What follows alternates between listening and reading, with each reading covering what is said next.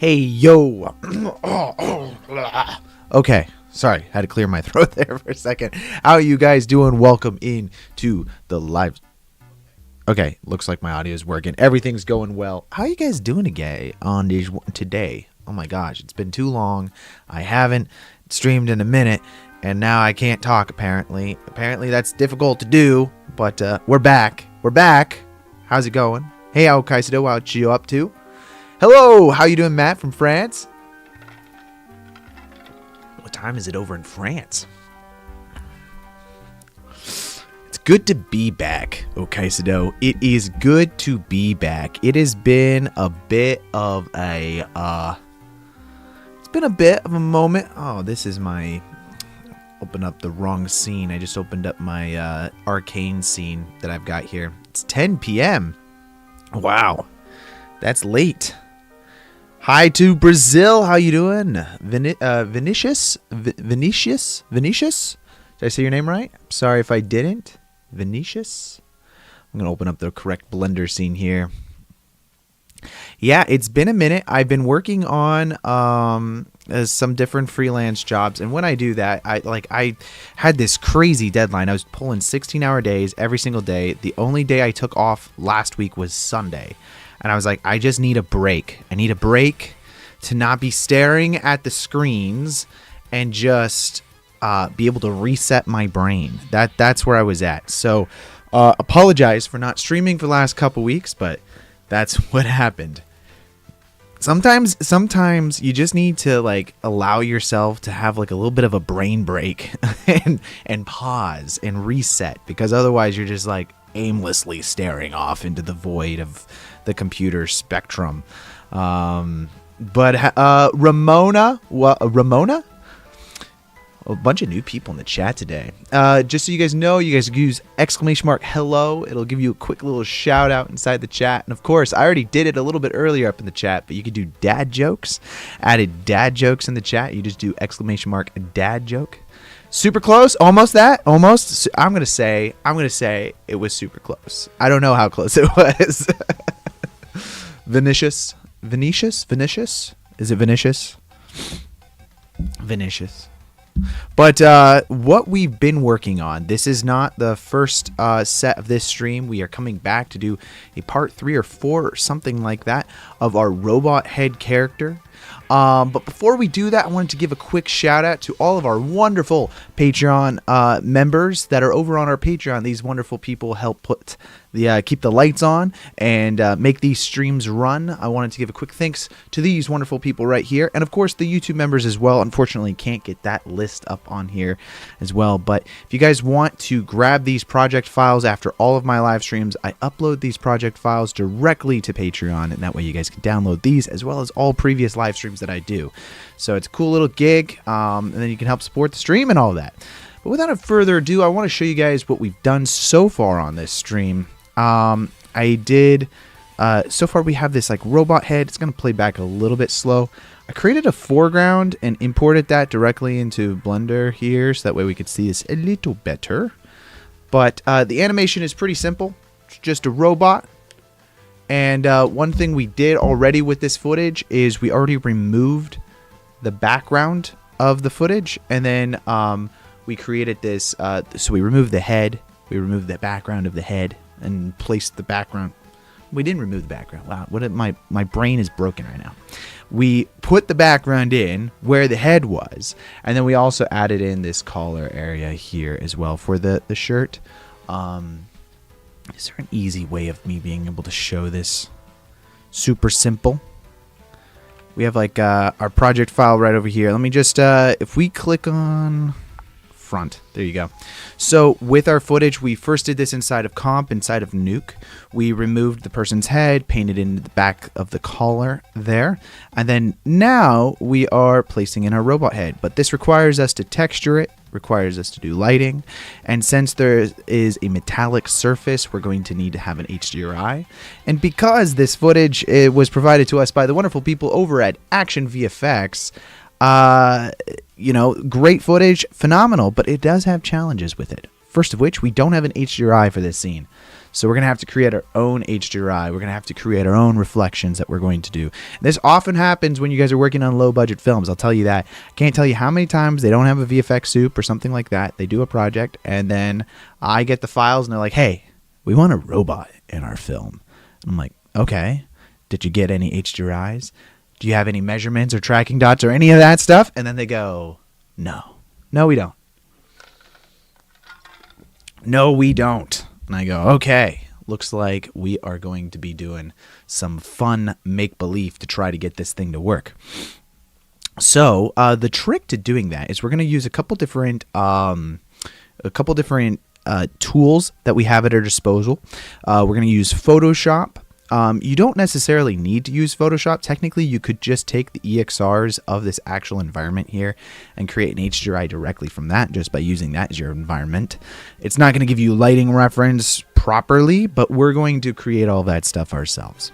So if we go into render view right now, you'll notice that since we are in Eevee and we don't have any lights in our scene, everything is extremely flat and doesn't look beautiful whatsoever.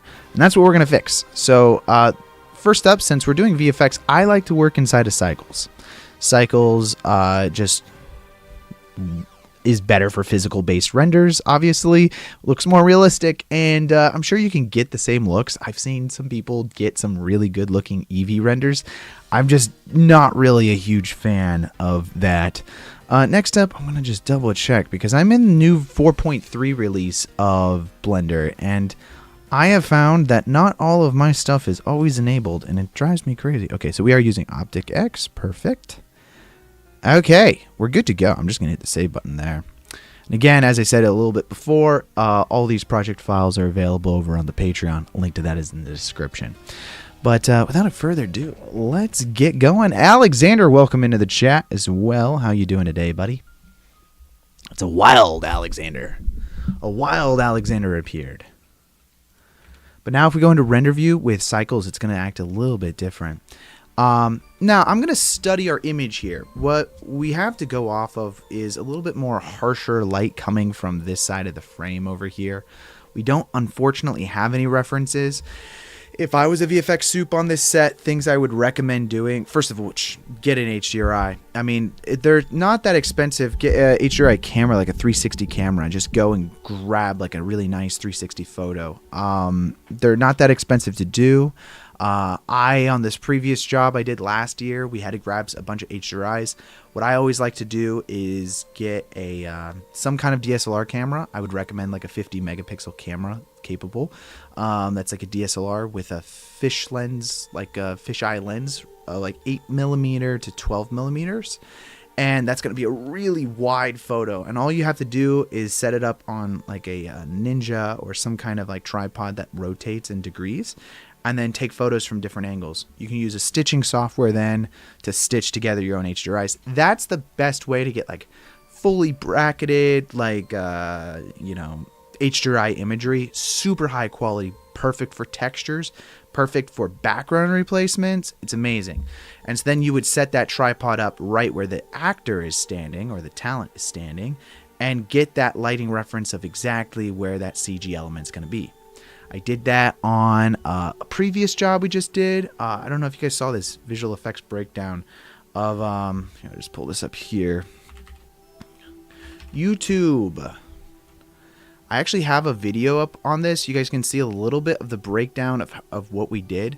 There was this Houdini head exploding shot that we did inside of kind of like Blender and Houdini. And essentially what we did was I set up a photo right here in front of where this talent was.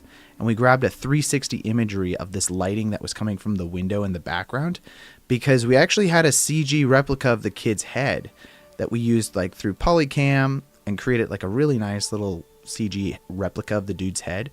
So we could do CG of his head inside the shot. So that way, from a lighting perspective, we could actually reanimate him into the shot and he's fully CG. And you would never know the difference between a real person and a CG person in that case. And that's kind of like the beauty of getting perfect HDRI imagery, is it allows the lighting to match your scene more more perfectly.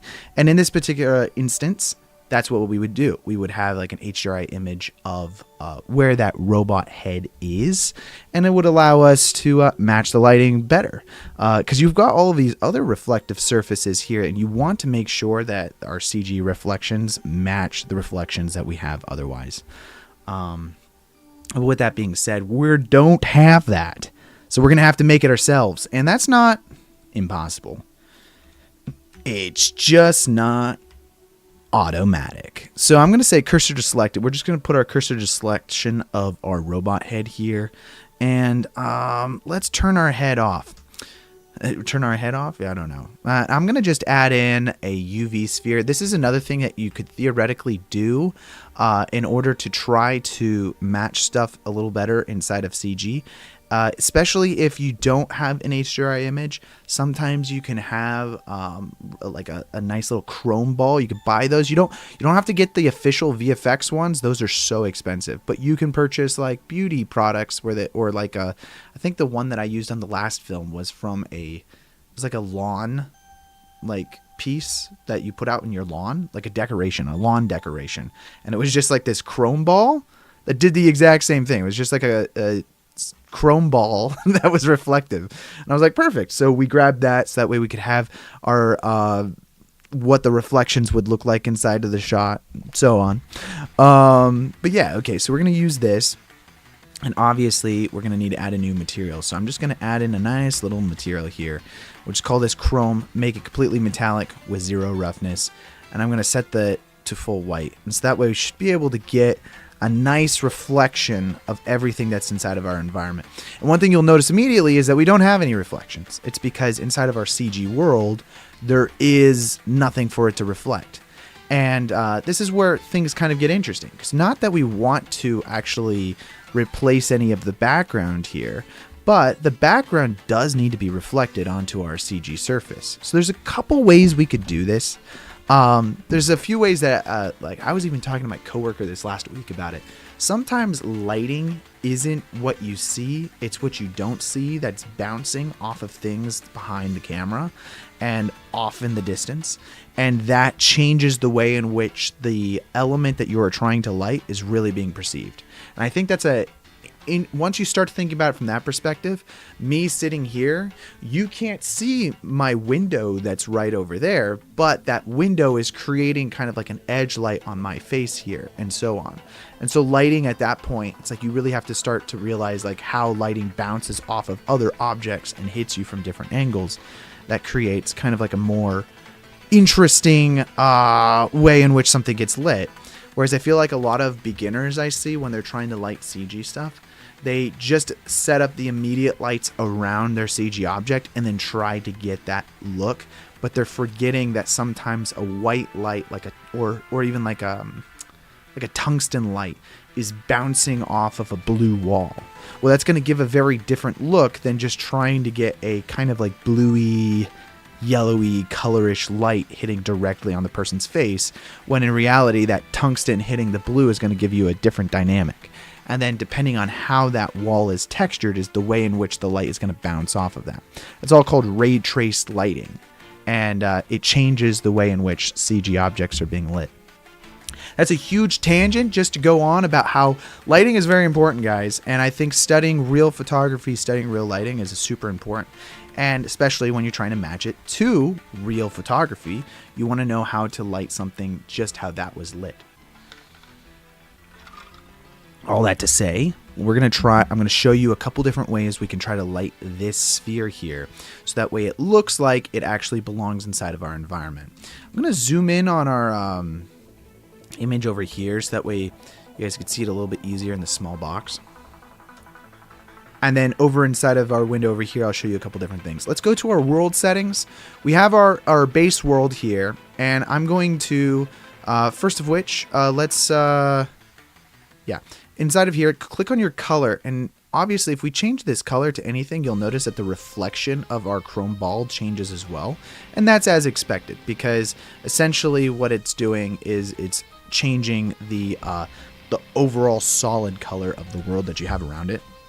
We can actually load in images inside of this by going and clicking on environmental texture. Now, normally you would want to load in an HDRI, but since we don't have a 360 image of this, we're going to have to kind of make our own. And there's a couple ways that we can actually do that. If we go to our VFX, and let's see, it's been a minute since I've been here, but if we just go to our plate and load in our first frame, let's go ahead and do that. You'll notice that we actually have our actor here, but we also have everything else. So we have like the rest of the environment that's kind of like coming in and reflecting on this chrome ball. Now, this is super cool because we didn't really have to do anything at this point, but now we already have reflections. We have the reflections of our real environment. The only thing is we actually have the reflections kind of incorrect. It's reflecting our guy that's standing here when the sphere is technically over the area in which this guy should be existing. So this is where things get a little tricky because we don't exactly have the camera position of where that is actually taking place. You have a question. If it's the camera that moves and not the object, is the reflection throughout the animation too? That's a good question. I would say the camera is moving and the object isn't, then you only need one HDRI because the one HDRI is taken where the actor is supposed to be. And that's kind of what I was explaining about, like, if you have the tripod set up exactly where the talent is, where this dude's head is going to be, and you take the photo around that section, the reflections would be correct. But since we didn't have that, we're using our plate to create the reflection, we're seeing our talent with inside of our reflection. That actually creates problems. It's never going to be truly perfect this way because this way was taken from the camera about like 5 feet away from the actual position that it should have been taken. You filmed something from behind a window once and it just needed to be a landscape shot that was an alien ship as a VFX shot. Was good? Absolutely not, but it could have been worse. Totally. Yeah, I mean, things can always, I think there's always ways you can improve things and add more realism to the stuff. Okay, so here's a cool thing. We now have our actor here, but we don't want our actor here. So this is where we're going to open up like a compositing software. You can use Nuke, which is what I'll be using. If you guys want to use Nuke, feel free to grab it. There's a free version of Nuke called Nuke Non-Commercial. Definitely recommend learning how to use Nuke. Otherwise, you could use After Effects, you could use whatever other software you want. Similar prospects of what we're doing there. What is to this date? 210105. Let's actually just go here. I'm just going to copy this. All these project files, of course, as I said, were located up on our Patreon. But I'm going to open up the previous project file that I already have for this. And what we really kind of need to do at this point, so last time we created just the foreground of where our actor was. This time we kind of need to make the everything behind him, which is the clean plate version. We already have the clean plate version, but I want to make sure to not save this as like a Rec 709. I want to save it as an EXR. Nuke has definitely been such a lifesaver for you. Definitely worth it. 100% recommend. Yeah, no, you're totally right. I came from After Effects, so I know all the arguments that you make in your head of like not wanting to swap over, but it is truly life-changing as a visual effects artist to use Nuke versus After Effects, because Nuke, dude, the tools, like, okay, I want the alpha of, I don't know, this, which is just the background plate here. Well, I can get this alpha at any point that I want. Whereas when you're working with like pre-comps inside of After Effects, you really can't unless you pre-comp a separate pre-comp and then be able to save just the alpha of that and then reference that later. You really can't get alphas of things from different areas. And you might go, why would I need that? And I go, well, once you start doing complex enough VFX shots, you're totally going to need to be able to do stats. Also, Nuke has a full 3D system. After Effects has a 2.5-ish D. It's not really 3D. And so like trying to do projection mapping and paint outs that way is like next to impossible. Not to mention just like all of the grain tools and whatnot. I could go on forever about how Nuke is awesome. Okay, let's go ahead and save this now. I'm going to save this over inside of a materials folder for ourselves. I'm going to create one called HDRI V1. And then just save this into here, HDRI V1, whoops, underscore V1. And I'm going to put the frame number down and use EXR. We're going to render this out as scene linear, and we'll render it out as frame 1000. Okay. So, same thing. We go back over into our world settings here. I'm going to delete the previous one. And then we're going to load in, under materials, our HDRI V1. And this works a little better. Now, there is some weird things. Now, our reflections that we have, yes, we've got our bottles on the reflection, which are our bottles right here. But one thing interesting is our dude is the thing that should be reflecting here, not these bottles. And unfortunately, we don't exactly have, like, I think another reference. Actually, this is a really good question. Let's see. I'm going to load in. Let's go to Action VFX. I should sign in. 1 second. Let me sign in. I'm going to do this off screen so I don't leak my email or any of that crap. Sign in, please.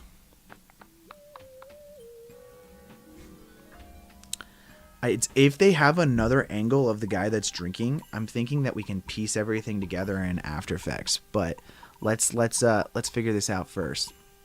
So we'll go to practice footage library. And this is all free footage. You guys can go grab this. You just have to go over to Action VFX's website, and they have all of these clips here that you can use for your own reels and whatever you want to use it for. Using the 3D space in After Effects is so painful. 100%. Actually, that was the first ever shot I did in Nuke, because I was using After Effects for movies. Like, I was just doing all of my shots inside of After Effects. And there was a moment where I had to do this paint out, and the camera was moving in 3D, and I had to do like this projection mode paint out. And I'd never done anything like it before. And so I ended up just using Nuke for that. My boss had been trying to get me to use Nuke, and so I ended up using Nuke for it. And my mind was just kind of like blown about how cool that method was. And I just ended up using Nuke from there on out. That was just like the first ever VFX shot I did. Okay, so I think we don't really have him from the other perspective, like a front angle perspective. It would be cool if we did, but we don't. So instead, we're going to use this. Let's go ahead and download this real quick. I'm going to just download the ProRes if I can. I'm going to put this inside of the effects folder, probably under source actually. Oh, already exists. Perfect. And let's open up DaVinci Resolve. I have to make a new plate of this. I don't think I have a plate of this already. I don't think so. Although I can check. Maybe I should check. Fix material. We've got plates. Yeah, we only have one plate. How long did it take to transition to After Effects to mastering Nuke? That's a good question. I think because I had an understanding of how Blender worked with its nodes, it kind of was a little bit easier. I already kind of understood how nodes worked, and I had already been like messing around with Houdini and whatnot at that time. So it wasn't impossible. I'm going to upgrade this. Oh, that's right. I upgraded after DaVinci Resolve. But I will say, like, I think it probably would have... It is a little different. Like, the workflow was the thing that took me the longest to figure out. And... yeah, so I would say it took a few months for sure. I'm going to render out this clip. Let's render this clip here. This is going to our plates folder, and I'm going to call this VFX 10, and then we're going to call this, I think we should call this FG1. FG1, and then I'm actually going to give it an underscore as well. I'm just going to go inside of a file subfolder.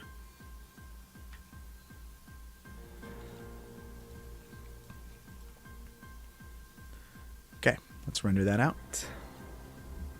Cool, that's rendered, and I'm going to go ahead and close that. Now let's go into our Adobe that we have here. And I'm going to load in our plate. If we open up our plate now, we've got this guy, and we currently have our clean plate already. And we somehow have to piece these together. They're very different camera angles.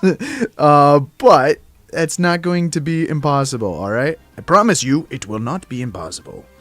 Let's go ahead and save. Let's see. Where do I have my previous? There it is. It's a digital matte painting photo. Let's do the same thing over here. I'm just going to call this FG1. Let's make that 1 there. And then let's go ahead and render this out in the same place. I'm going to make it 16-bit rather. And that first frame should be good. Now we're going to open up a whole nother software. I'm going to open up Photoshop. And we're going to piece everything together to create ourselves a 360 photo from the reference images that we have. So we've got this guy. We already have our digital matte painting clean plate that we have. We just need to piece everything together. Since we have this other camera angle, we can do this a little bit easier. Although on previous live streams, I've just taken the single image that we had. But since we actually have a guy here that I kind of want to get in our reflection, I'm doing it a little different this time. So I'm going to open up our VFX materials. Let's see, we've got our digital matte painting screenshots. I'm going to open up our actual DMP that we already created. And then, I always forget, what's like let's go to like HDRI Haven. HDRIs. Any HDRI. What's like the resolution of this thing? Does anyone know what the resolution? Where does it say that? I don't want to download one just to figure it out. Fine, I'll download it. It's fine. All good. I can download you. I don't care, man.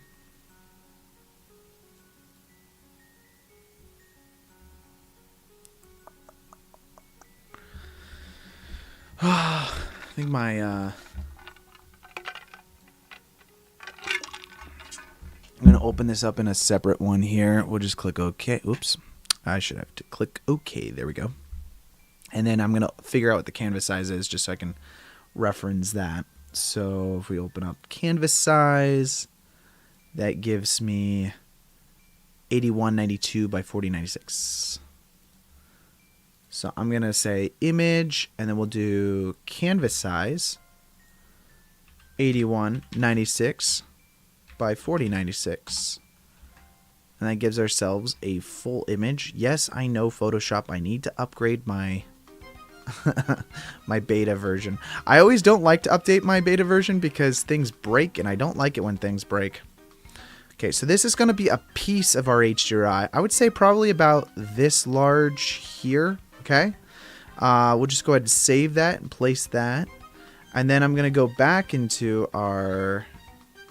Do I have... I don't.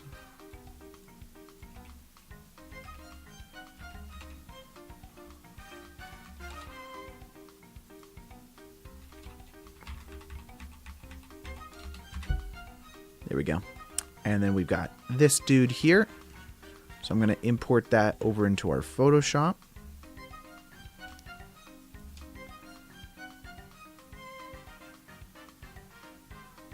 Let's see. Line this up with this roughly, right?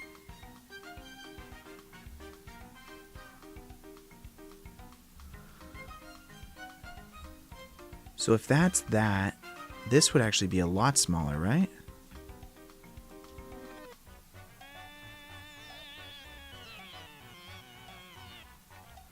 Then let's make this a little smaller. All of this probably has to be quite a bit smaller. One second, I got it. Scale this all down.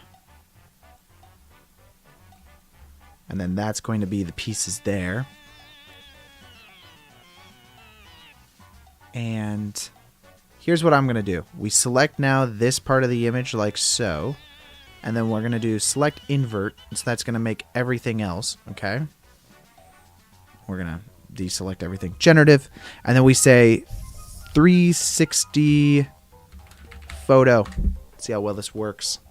never actually used two images already pieced together to do this. This shouldn't be any different from what we did before. We used to just take a single image and then generate the 360 photo based off of it. Let's see. This already is not looking good. It's not looking good, guys. 360 image.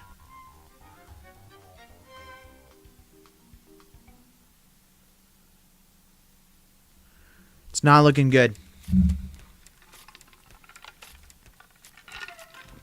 I don't know why it's a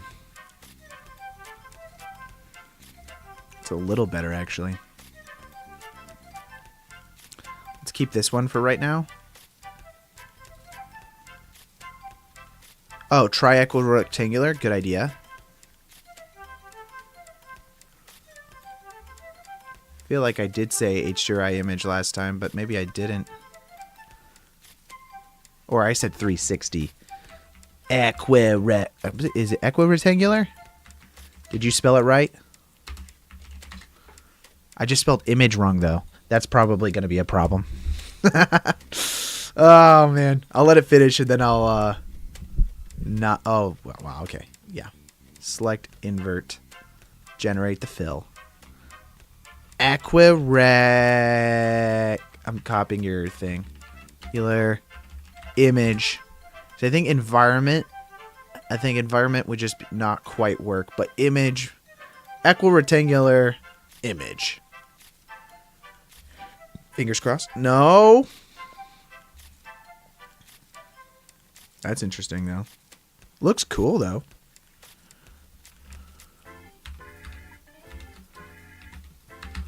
.360 photo. Maybe 360 degree photo.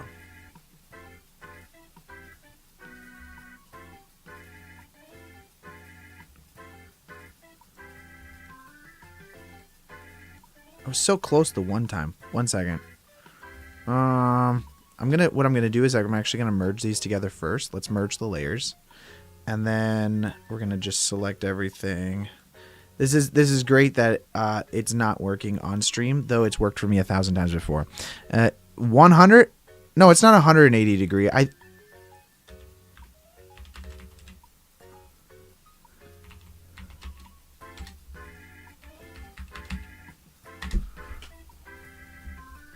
It's weird. You guys have seen me do this on stream like 5 times.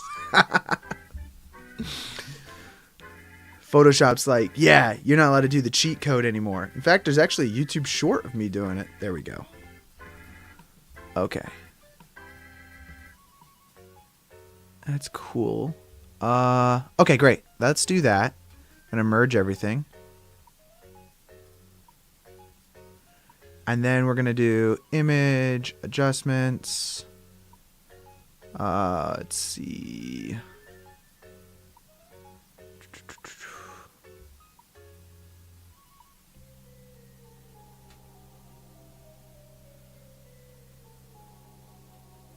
It's not a filter. Or is it? Oh, yeah, it is. Offset that thing, guys. We're going to offset this to about right there.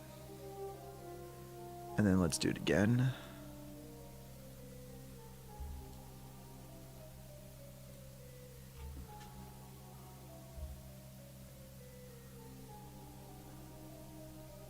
You haven't, for all you know, this happens all the time? Happens all the time, man. Happens every day. I always just talk and then I try to make it look like I know what I'm doing. That's my life. All right. Well, I will say this is pretty close to what we want. It's not quite perfect, but it's pretty close. It's pretty close. It's pretty close. So we'll take this now and we're going to export this now. Export it as a PNG. And I'm going to save this into our folder here. I'm just going to save that so that way I can keep pasting it whenever I want. And let's go ahead and save this as HDRI 360 and then matte. That's cool. Now we're going to take this back into our I don't know that this is going to make a huge difference, but it makes a difference in my brain, okay? We have it as a matte 709 kind of like color space. What we essentially want to do is take this back into Nuke, import it, and now, yeah, I don't know that it's going to make a huge difference, but we want to then render this out again, okay? So I'm just going to copy paste our right node. We're going to call this V2. Render. Boom, boom, boom. And then if we go back into our Blender now, we'll do load in our new HDRI. Open. Material HDRI version 2. Load in. There we go. Now, the reflection angle is a little off because our dude is kind of like in a different position. But we can do a few things to maybe get this to work. Maybe this is not this guy. Maybe it's a different guy. I don't know. We're going to play with this a second. So we're going to go into here, and then I'm going to open up the shader editor. Go to our world options. And here's our HDRI that's currently inside of our image. And we're going to tag this as ASYS CG because right now it's tagged as the wrong color space.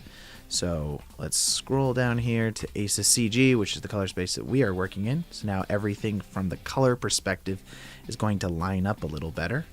And then I'm going to add in some mapping coordinate nodes here. And let's rotate our entire environment.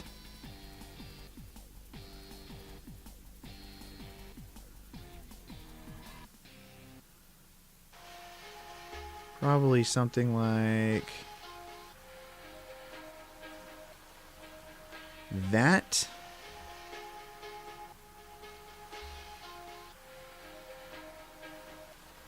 Looks pretty solid to me. Let's go back over to our object settings now. And I'm going to go ahead and duplicate our sphere here.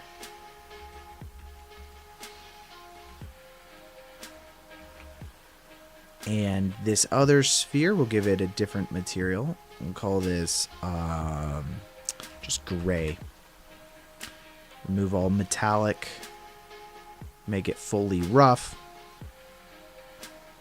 And you can see now that the lighting is working a lot better.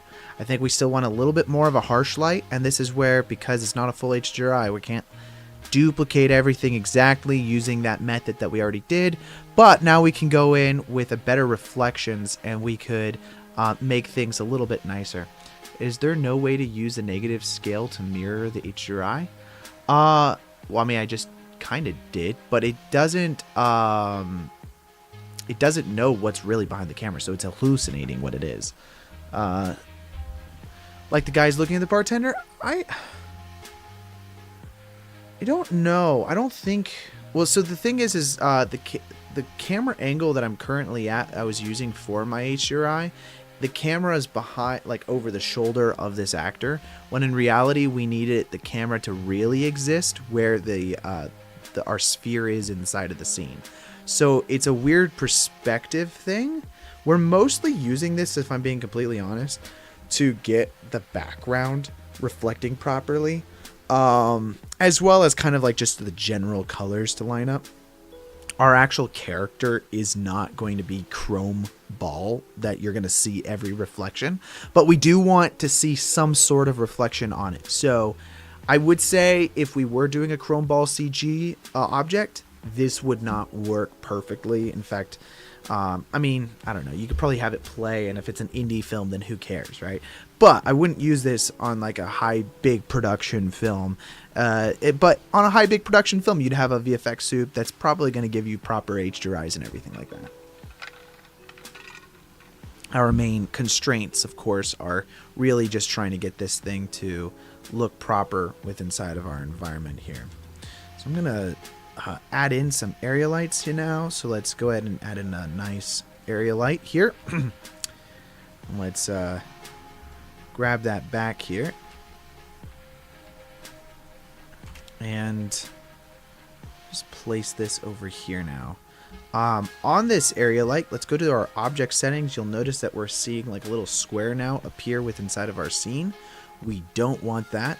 We want to actually make it so that we're having light, but it's not being created in kind of like a physical space, if you will.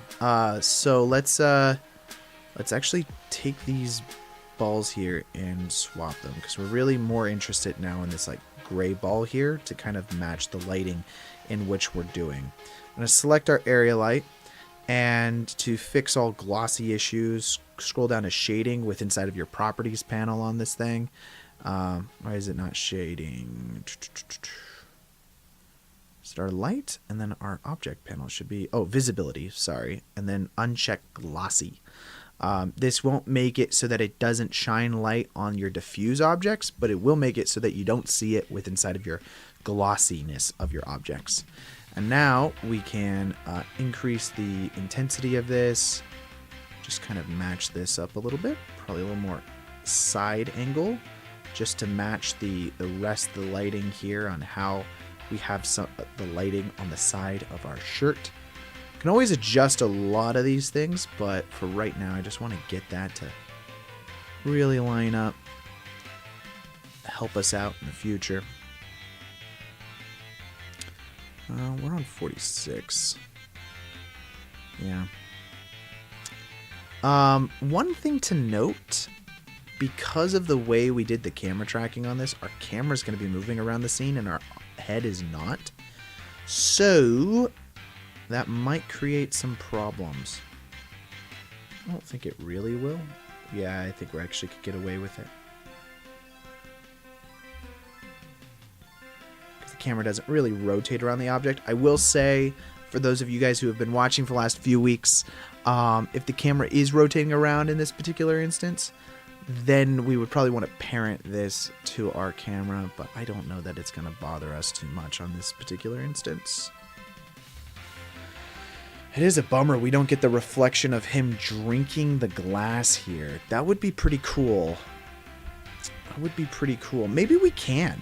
Maybe we can. Let's go to our 360 photo that we have here. And I'm going to load in our FGEXR of him drinking, because he should drink. Okay. Just going to scale this down just so I can see it and line everything up.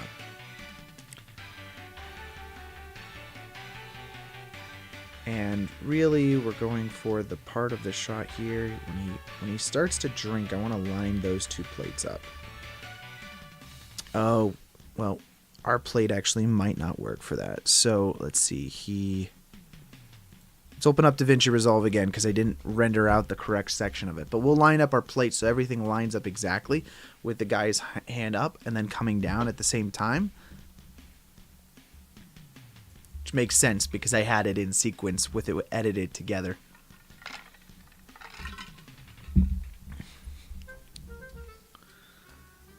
Because then we can get the HDRI animated, and then if the HDRI is animated, then the reflections will be animated, so then he was moving his hand down at the exact same time. Let's go over here to the Edit tab, and I'm going to copy paste our timeline that we have here. I'm just going to open up our duplicate timeline. And so his arm position is up here, which this is up as well. And let's see, we're going to go down. See, and he starts to go down here, so then probably something like that. Just scale this down so we can double check our work as we're going. Beautiful. Eyeballed that, guys.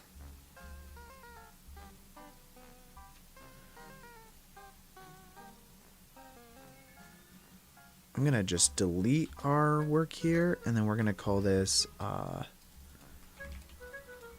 reflection. Beautiful.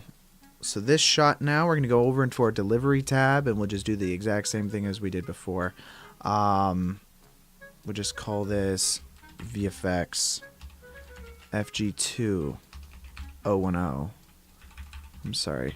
My naming convention is all off on this. FG2. Boom. Boom. We'll just save that to with the exact same subfolder name.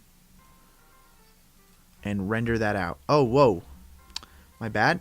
I left the transform on as well. No transform for you.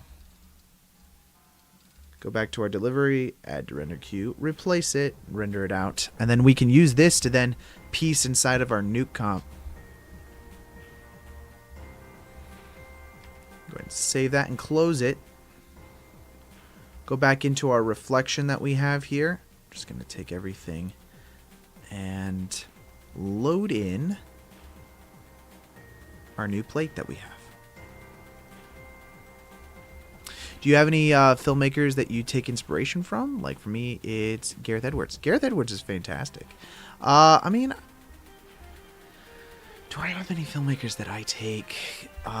You know what? Gareth Edwards is actually a really great answer because I just think that, you know, as a director, he is a great director, but he's also comes from the world of visual effects, and I think I aspire to kind of like be like that, you know?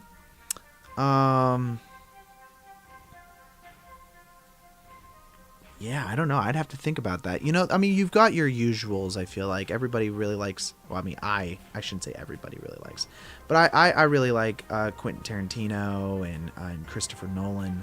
I respect their opinions on different subjects and storytelling and how they go about it.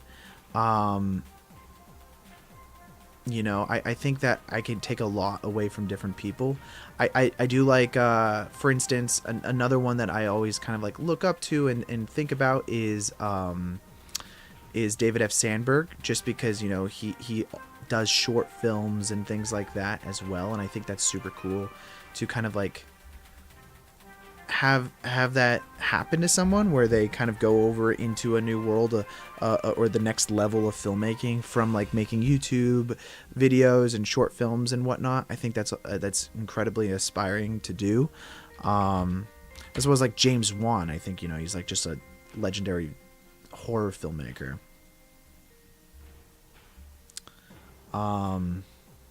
Yeah, I don't know. I don't know if it's like any one person that just like, I'm like, oh, I want to be that person.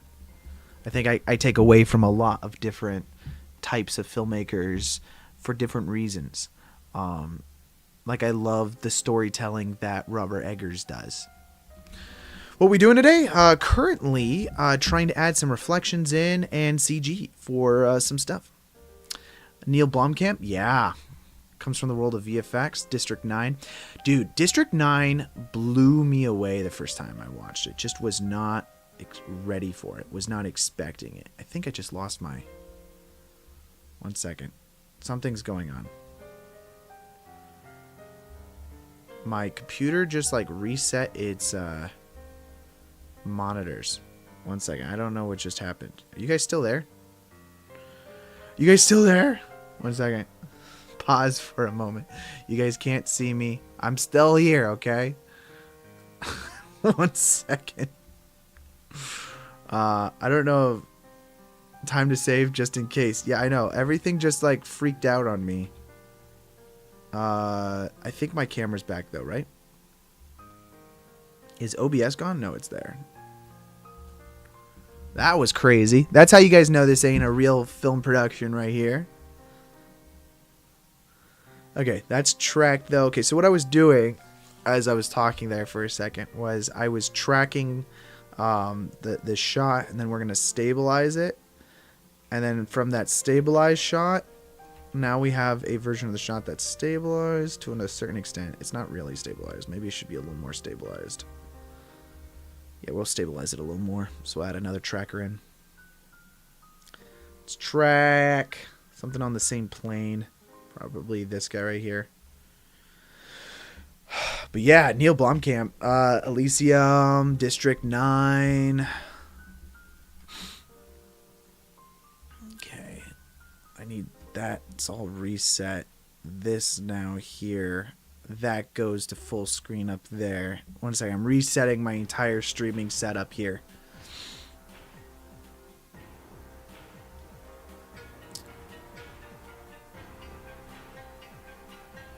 Cool. You guys good? You guys safe? You guys ready? You guys secure? The creator movie can also be a topic discussion. I don't know what made the movie with such technique, which was also so low cost. Are you talking about the movie Creator? I actually haven't seen that film. I wanted to watch it. I don't know how I missed it. I think I was just busy that time of year when that movie was released. And I just never got an opportunity to go watch it. And I feel really sad I didn't, because I've heard different things from different people. And you know what I've found is that I don't agree with everybody on like how their opinion is of movies. And so then I'll hear people like, oh, I didn't like this movie or whatever. And it's like, I'll go watch it. I'm like, okay, it wasn't as bad as what you just said it was. I don't think it was a phenomenal film, but sometimes you hear real trash about things and it's like, okay, was it really that bad? I just saw the trailer and the visual effects and it looked phenomenal. But, sometimes I look at... his hand covered the tracker? You gotta be kidding me, man. Out here just trying to get a good track, okay? 1 second. Let's pause that. Let's see. Where does this camera go? He covers so much of the scene. It's, like, really frustrating. There's nothing to track in this shot. We'll do you again. I'm gonna do you, boo-boo. You better not screw me a second time, okay? I'm going to just make the location of this tracker larger. We'll go to our settings, adjust for luminance changes, and hopefully that'll fix our problem. Did you see the movie Flow? Made in Blender, nominated for the Oscars. I haven't seen it. I don't know how I missed it. I really, that was another one I really wanted to watch. No, I haven't seen it, man. I got to figure out how to watch it now. AMC usually, when the Oscars come around, they put all of the movies nominated for Oscars in there. So I'm hoping that it revisits the theater and then I can go watch that. You should watch it sometime. It's almost like reinventing the modern VFX methods, like District 9. Oh, you're talking about Creator?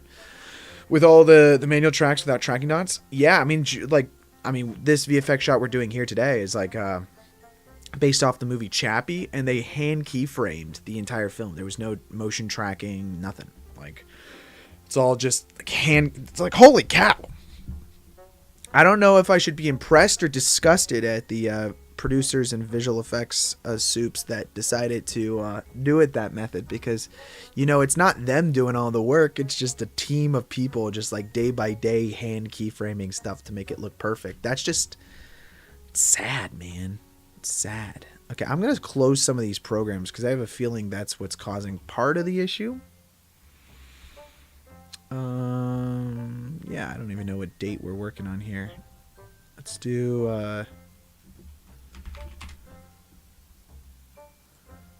that. We're saving stuff. We're closing things because I got too many things open, man. Too many things.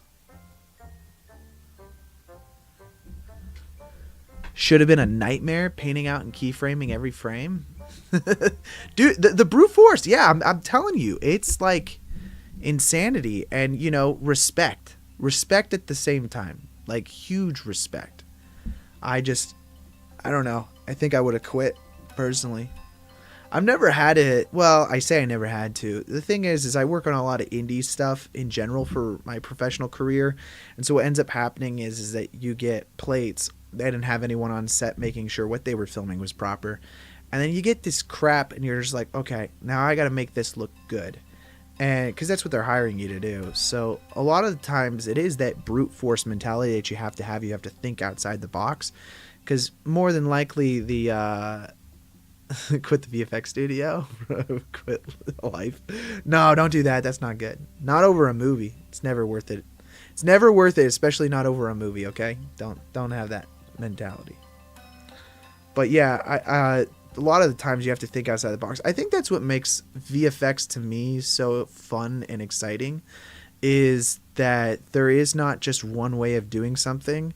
There's a million different ways that you can try to accomplish something, and it's super cool that is, how it works. Gotta go now. Really interested in seeing how this thing's come together. Keep up the amazing work. Hey, thanks, man. Hey, make sure to hit the subscribe button. I go live once a week, so hope to see you again next week. Tense problem solving. PNG to EXR conversions always sickens me. Hey, now. You're right. That's fair. But, you know, I try to keep it as much I do like 16-bit PNGs to EXRs, which, you know, isn't as bad as an 8-bit PNG. I have my excuses, okay? All right, now that that is done, I'm actually going to let's add a merge node in here. And also, by the way, this footage was never actually raw, so it's not exactly like it matters. You know, you're kind of right, but at the same time, it doesn't ever actually matter. Not in this particular instance. Like, I just did this project, and I always like to work with EXRs just because that's my workflow. I love working in linear. And then, you know, it just makes everything cleaner if you always have everything using the exact same pipeline. And I just did this job where, you know, everything was like different types of log. And it is a bit of an adaptation for sure. Let's do auto alpha for all of this. That way these things will actually merge on top of each other. And then let's play this back.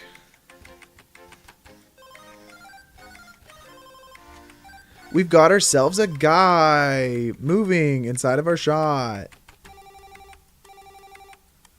And it like low-key kind of works, but it doesn't because the camera's moving in 3D space. Once you use EXR, you can't go back. Never. Also, by the way, sending EXRs to a colorist is like a cheat code because you could do multi-layer EXRs and put mats directly inside of it. So if the colorist is like, hey, I want, you know, to have like some control over the color of the effect, then they're able to do that super easily by you just feeding in mats of alpha channels. It's a real cheat code, honestly. Okay, this is looking pretty good, but his hands are kind of just sitting there. His hands are just chilling, which isn't cool. What's the best way to do this? I think if we go in and we add in a paint node, I'm going to do a frame hold after the fact. Not a reformat, dummy. Frame hold. Frame hold, frame hold, frame hold. Low-key kind of works. 100%. Why would I ever do something that didn't work? You know what I'm saying? I would never lead you guys astray, alright? Don't you forget that. Let's do 0.1. I'm going to get rid of some of this stuff here. For instance, his jacket and stuff. Just going to do some fancy paint outs, guys.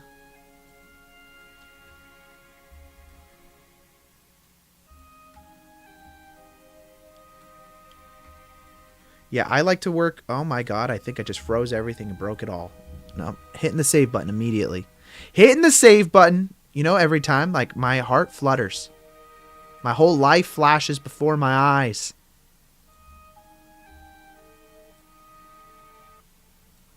Okay, we're just getting rid of all of this. Doesn't really matter because we're blending in something else over top of it, so I don't really know how much we're actually going to see of this. But I want to get rid of it. Okay, there we go. Booyah, booyah, booyah.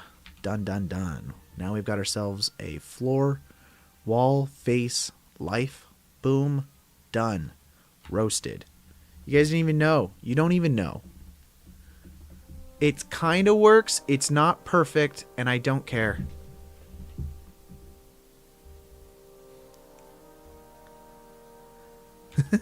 The momentary pause when you hit Control S. Yeah, man, I hit Control S all the time. I am really good at hitting the save button. Okay, this is going to kind of work. I think this totally works. Now, we're going to take this HDRI. I'm going to call this version 3 inside of the folder. I'm going to put this inside of, like, completely name it V3. We're going to save this as scene linear, create directory, render it, global, which is to 54. And we're going to hit the render button.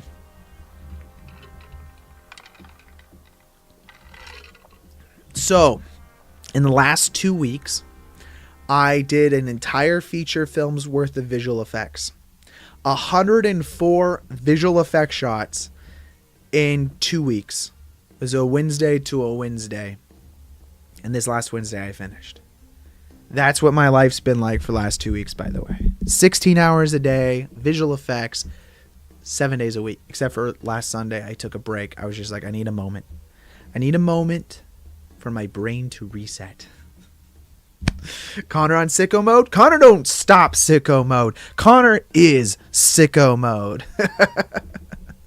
Yeah, man, it was intense. There was it's a hockey film, so I actually posted an article about it over on my website. So if you guys want to check out a little bit about the behind the scenes of the visual effects, you guys go read the article. It's over on deadcowstudios.com under the blog section. So if you guys want to see a couple photos, I only shared 2 photos, but we created a bunch of scoreboards for the hockey stuff, and then also added some snow. And I've been sharing that in the Discord as I've been working on it.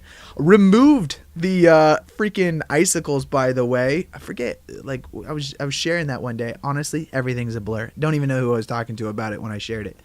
But flexing 104 VFX shots in 2 weeks, dude. I do nothing but flex. All right, you guys don't understand. All right, this is. I'm just kidding with you guys. It's not flexing. I'm just saying that's the reason why I wasn't live streaming.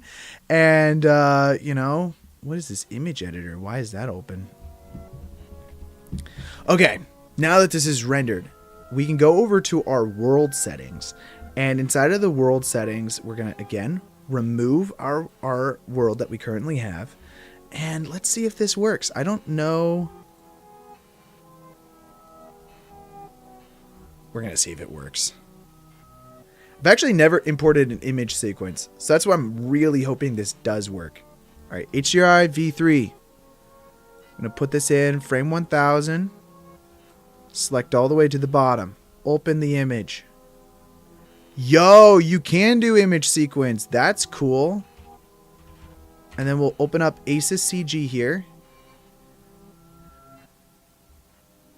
So far not working. Auto refresh.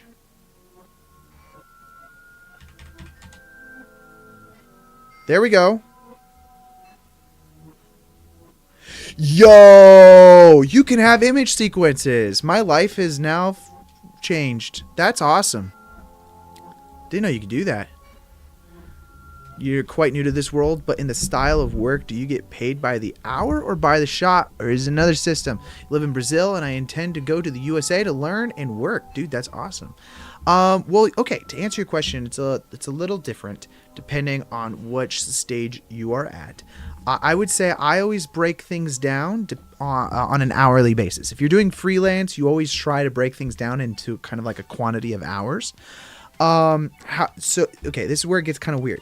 You have to bid on shots. So yes, it's hourly, but you end up giving flat bids of how much it's going to cost for the total job. So you have to think about it from an hour's perspective of how many hours is it going to take me to accomplish a shot. And then from there, you basically bid them that total amount of money, saying, how many hours it's going to take. Or it's not really, they don't even think about it as hours. I think most studios and production companies don't think about it, or post houses don't think about it as hours. They just go, how much would you charge to do this shot or these group of shots? And then you kind of just give them a range of what that's going to cost for labor and assets and software and rentals and all of that stuff, gear. And everything kind of like gets fed into this flat number that then you try to hit that number. So that is kind of what those are at. If you're getting paid to work for a studio, then you may not do a flat bid. You may end up getting paid day rates or hourly. Junior artists get paid hourly, and then as you move up, you're going to get day rates, and then they'll sign you on contract for jobs. That's basically how it works. So realistically speaking, it kind of like depends on what level you're really at. And then from there, it depends on if it's hourly, but usually everything is based around the concept of how much work can you really get done in an hour. So even if you're getting paid a day rate, they're expecting a certain amount of work within that time, because they understand that you are getting paid a certain amount of money per hour. But yeah, join the Discord server for the latest updates. Help and a great community. The latest updates, help, comma, and a great community. That's right. It's a great community. Not gonna lie. Okay, cool, guys. Oh, welcome back, Anemo. This is now working. So our EXR sequence that we have now is animated to have the reflections inside of the shot move with him when he's drinking and placing his cup down. That's actually super cool because now when we actually texture our robot character, that the reflections of everything is going to be moving with how the actual shot is moving on top of it. That actually worked out better than I was really kind of hoping it would. We now have our lighting here. I would say we probably want, let's see, this is going to be a little bit harsher of a light. Let's fix some of the things here. I want this light to be a little more intense, just to match the intensity here. And then let's do a few other things. Let's add in another area light.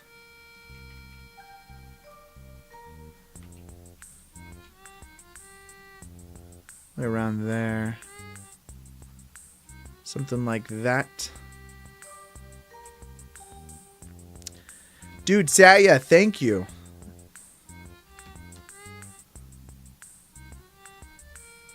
Let's go to our, rotate this around our 3D cursor. And then I'm going to just get ourselves a little bit more of a backlight from this angle here. We have like this kind of like, I guess this is more so in front of it. We're going to do a few of these. I'm going to make this a little bit more yellowy. Just really trying to get that kind of like orangish yellow light on the top of the surface there. So I'm just going to duplicate that. And then we're going to rotate that around. And then this is just going to give us a little bit more of this headlight. These are things that we couldn't exactly get out of our 360 image, but now we are kind of creating ourselves to emulate the lighting inside of our scene. Again, we're just working off of using these spheres here, which, you know, will allow us to create more realistic lighting and reflections of our robot head. Cool.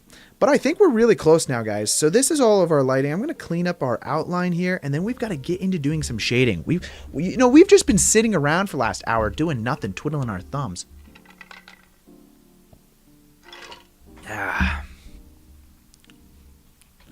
robot walking towards a portal in the Fortis, but I'm learning. Oh, yeah, I remember you over on Discord. You know, that's the hard thing about Discord is people have different names on their Discord than they do on their YouTube. And it's hard to keep up with all of that. I'm going to call this lighting now. We're going to create a collection called lighting. And then we're just going to move over all of our lighting stuffs. This can go under... we could put it under reference because it's not going to be rendered out. That's all good. And then I'm going to make this so we disable that. And then now let's go back over into our head here, re-enable it. And you can tell right off the bat, the lighting of just the grayscale of the robot head already feels like it fits with inside of the environment without us really having to do anything. Like, this is without any texturing. This is without anything. This is just a grayscale head because we spent so much time making sure those spheres fit with inside of our world. Now we can go in and actually do proper texturing on this guy, and everything we add on top of this is just going to add in even more detail to our robot head.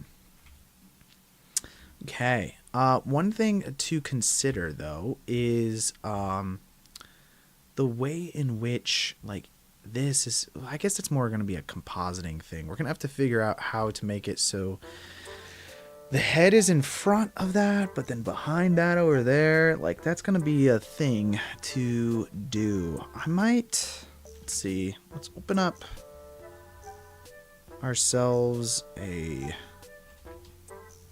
It's really annoying. They changed it from images planes to, is it mesh plane? Is that what they're calling it now? I want the image as planes option. Do mesh plane. I don't know if mesh plane is the correct thing anymore. I don't know anymore, guys. I don't know. Where is our headpiece? Is it this guy right here? No, it's not. So this guy right here? Oh, that is that. Okay, great. So then there's this, which is our front collar. Basically want to import our front collar, which would be our material. No, that's not it. Where does it save? Is it pre-render? Yes. And then let's load in our front collar frame 1000.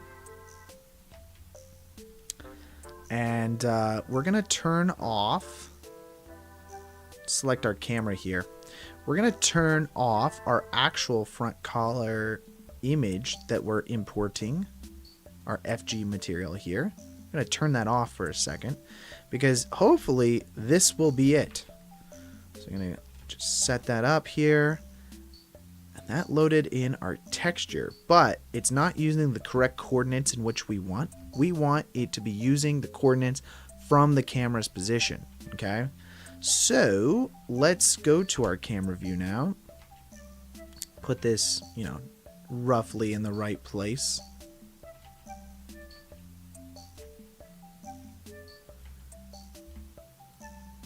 Let's do that. And go to camera view here, and we're just going to do project from view. And hopefully, let's see, let's go to our render view now. Now we have our collar here, but it's super dark, and that's because it's relighting it. So if we just plug the color directly into the surface here, you'll notice that that's actually correct. So we'll do a mix color node. It's actually a mix shader, I feel like. Let's load in a mix shader, plug that one in, and from the alpha here for the factor, we're going to want a transparent BSDF that's going to plug into this top value. And now again, this is ACES-CG. So let's go ahead and make sure that we select ACES-CG. And perfect. It looks pretty solid. I'm gonna also, let's see, let's select this whole thing, and then I'm gonna say from camera. Is that wrong?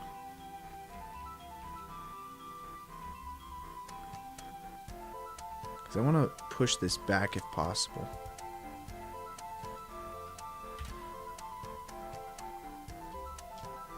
Kind of want full control over this if I can.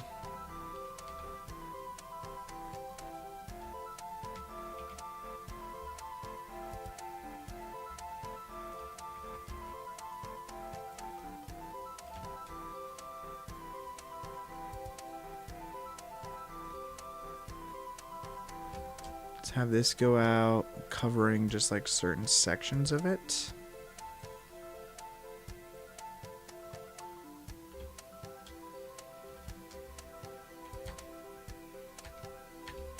And then camera view here, and again, you project from view.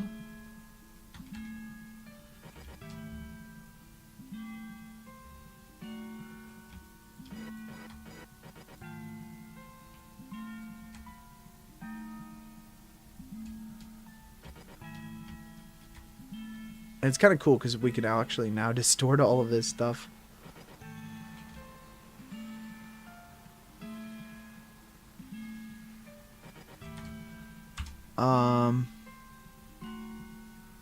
Okay, let's make this.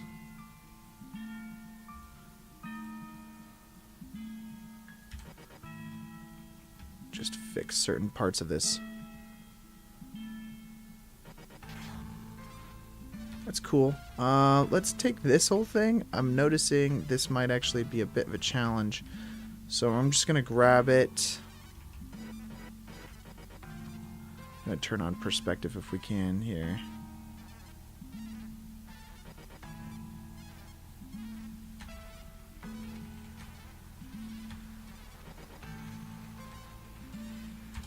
Okay, cool. Let's project that from view again. Just see what we've got.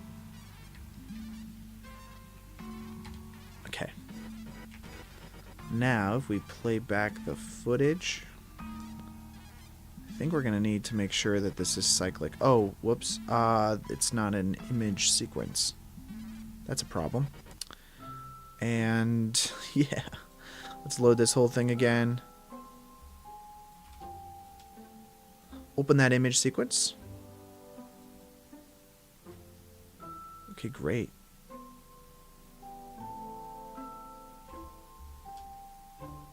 Just make sure that this dot piece here is not...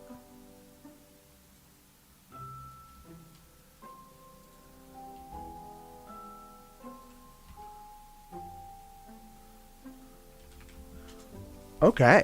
We got ourselves a robot head, ladies and gentlemen. I ran out of water. No. Okay, let's, before we get into the weeds too much here. I'm going to use this mostly not to re-render the shirt collar. But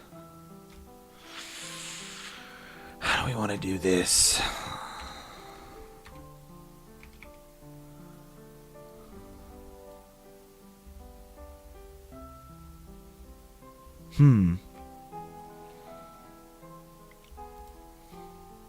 Okay, let's start building a little bit of a library for ourselves to be using here. I'm going to, let's see, let's just select this guy. And for right now, we're just going to disable him completely. I'm not exactly sure how I want to go about that.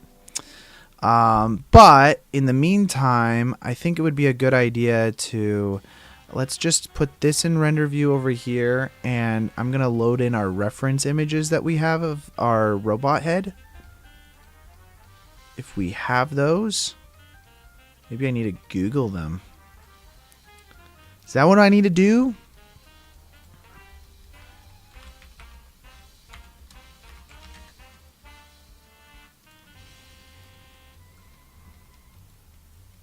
Minimize this. And then we're going to go for this if we can.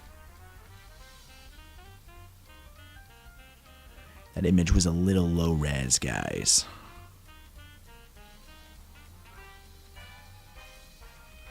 Gorgeous. Look at that, guys. Dude, this robot looks so good.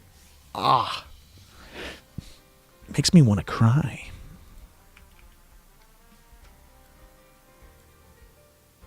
I'm going to add in a new material here. We're just going to call this blue paint. And let's find ourselves, let's go to HDRI, Haven.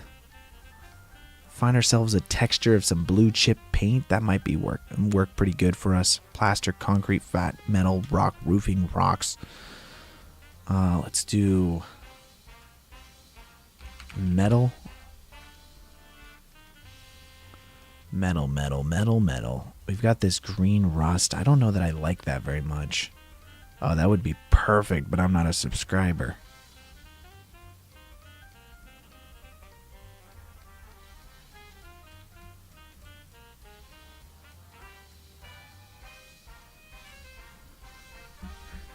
In your professional work instead of PBR textures? No, I haven't. I would have already sent this to substance. Nodes are a problem for me. Already sent this to substance. Nodes are a problem for me. Yeah, I've just gotten used. Like I just don't pay for Substance Painter, so I just never got into it. Let's use this actually, but we're gonna use our own paint. I'm gonna kind of like mix and match everything. Let's go to our streams right now and save this over into our VFX materials. Let's create one called textures. I like this. I kind of like doing everything from scratch. It's fun. It's relaxing. This is the part that I enjoy. So we're going to extract this. Guys, I need to get new storage space. I have 10 terabytes on this computer, and I'm running out. All right, here's our lovely base texture that we have. We're going to start with a nice little blue. Okay. Oh, that's right. We're doing our headband. That's going to be black. Let's go ahead and erase this real quick. That's going to be a different material. Let's start with this piece. We're going to start with the side piece here. So we're going to call this blue paint. Select this blue paint. Those will be like pipes or something like that. I don't know.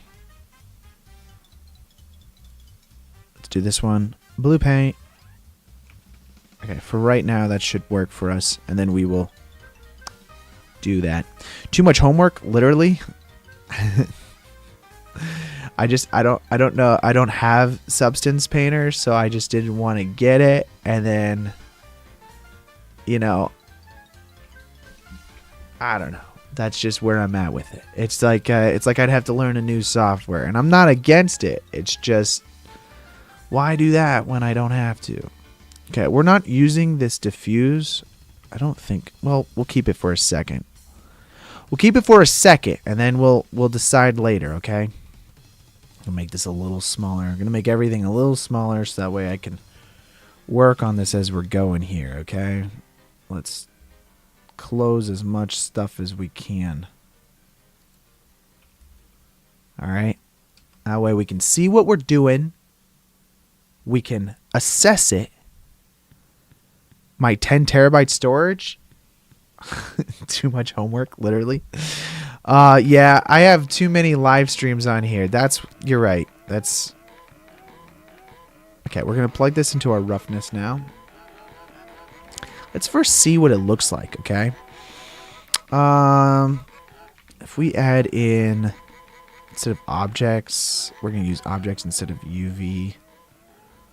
Generated. I think no matter what, we're going to have a problem with this side piece here. Yeah, let's use UV. I think that's fine because we will adjust. And then I'm going to use a value node here. Plug that into our value. And let's do what? Unwrap. Yeah. This is my first time in this Blender. Like really, like this is the first like project we're going all the way through on. And so I'm like, they changed the buttons, man. Don't tell my buddy who does UV unwrapping for a living about this. He's going to blow a cork on how I'm doing this. Shh. Don't tell anyone, guys. I want you guys to watch me and then be like, wow. So you can be bad at things and still make decent looking VFX. That's the secret, Cap. Okay, we're going to scroll that to about there, I think. And then we're going to use this as our general UV settings. So we're going to plug everything else into this as we're going. You guys know me, you're going to tell them everything. Why are you the money? No! Can't make me. Can't make me. Okay, with this normals, we're going to do normal maps. We're going to plug this into our normal map. So that way we've got a beautiful normal. He already knows, by the way. He knows, okay? He knows. Just save that. And then let's see, this roughness is already into our roughness. We've got our rusty metal diffuse. We've got some displacements here. This is looking good, guys. I'm going to now take this over into our displacement that we have, okay? And this should give us that. Then I'm going to do... probably a bump is a good idea. And then we just plug this into our height of our bump. Cool. That gets placed into our displacement of our character. And now, that's looking a lot better. We've got like this nice grungy metal reflections that we're getting off on the side here. But, you know, funny enough, it's a metal texture that we actually don't have any metal material of. Okay? So maybe we take this. I'm going to use an invert node. Invert color. Wait, what's the other invert? Invert? Oh, it's all invert color. Oh, invert value? Oh, no, input value. Wow, I'm dyslexic, guys. Oh, my gosh. I literally read that as invert value.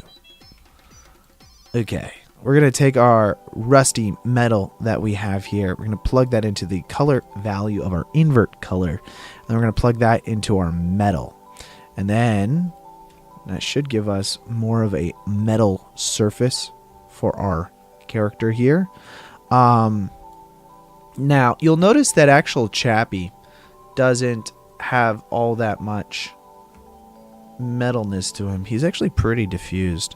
He's not super metallic. So, if we take in a color ramp node now, plug this back over here into our metal roughness. Let's see. It actually probably would just be straight metallic. And then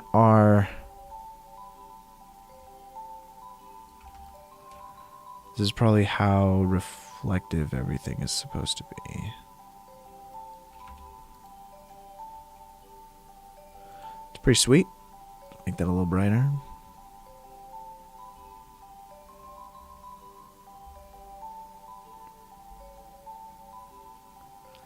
Something like... Our colors are way off on this. Can I... is there a way to do that? Let's save this image as... I like this idea. I like this idea, I tell you right now. Put this under our regular image. Let's do image... mesh...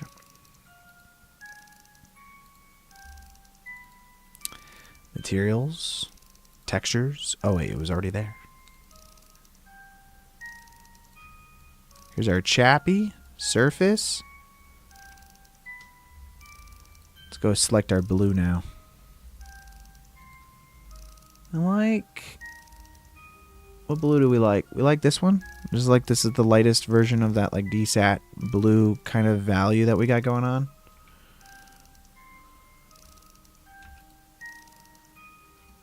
He's going to look different inside of this environment.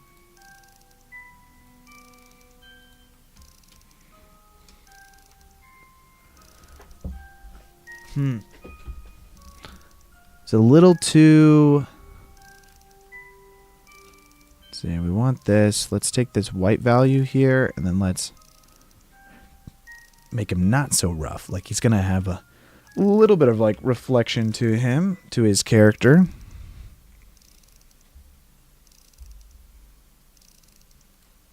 Just make it a little... oh yeah.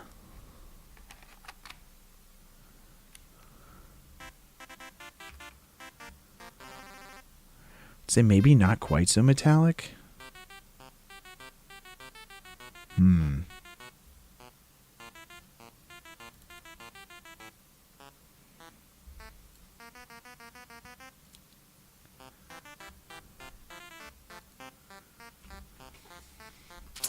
How we feeling, guys, about that? Is it a little dark? And maybe it's a little dark, but it's also because it's the scene. But like, do we want it to be brighter? I don't know. Thinking about it.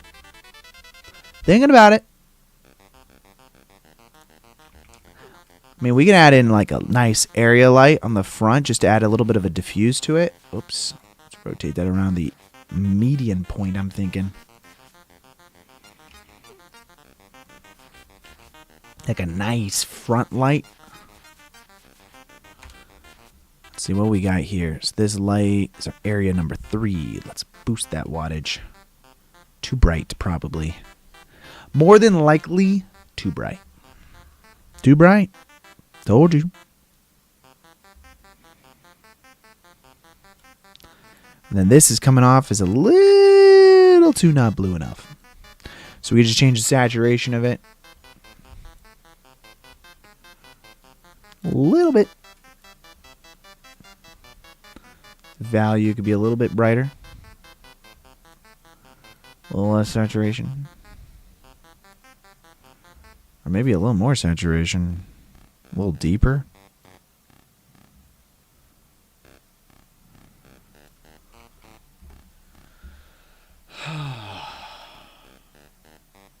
I don't know. What are you guys thinking? Is that a little, like, it's not quite right. The blue is just a little too saturated, I think.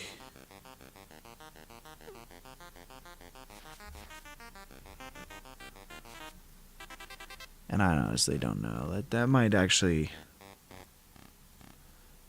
I think that's got to be off. And then this area light here, just increase that a little bit more.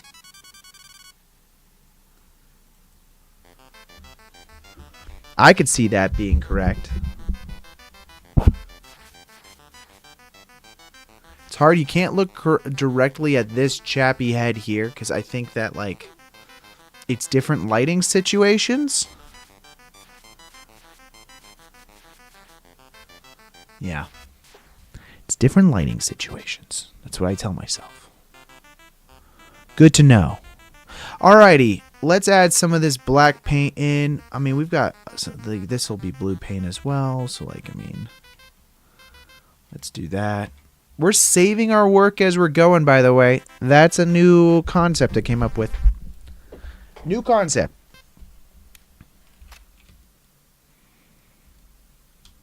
New concept.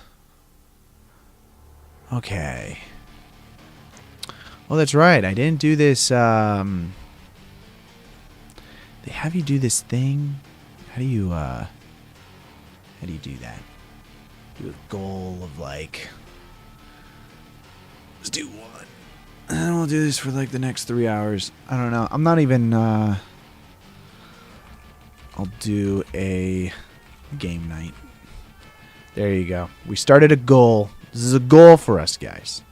This is a collective goal for all of us. It's so dumb.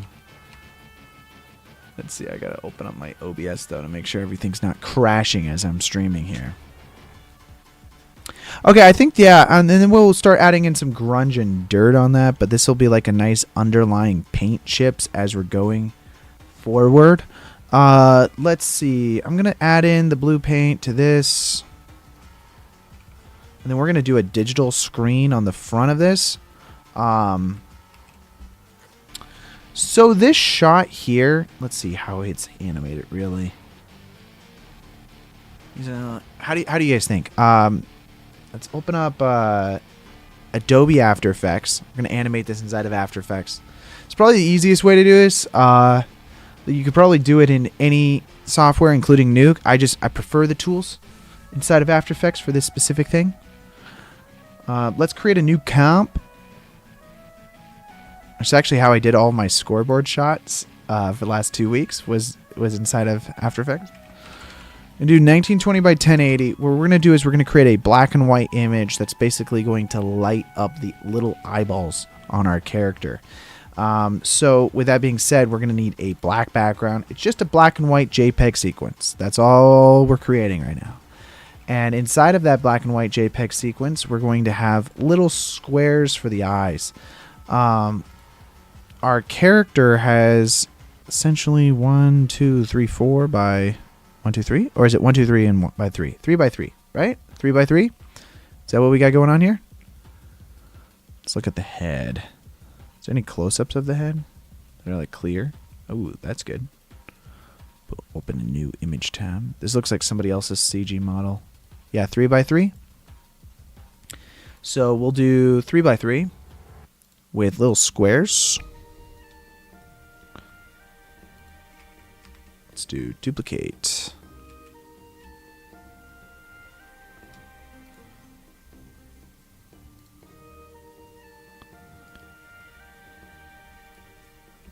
Let's go to our position here.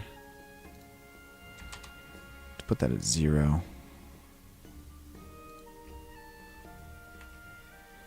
Let's put that at 50.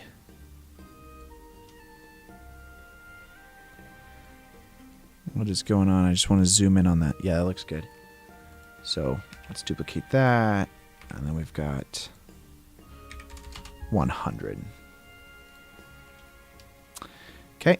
And then this will be 0 by 0 by... Oopsies. 0 by 0. And then let's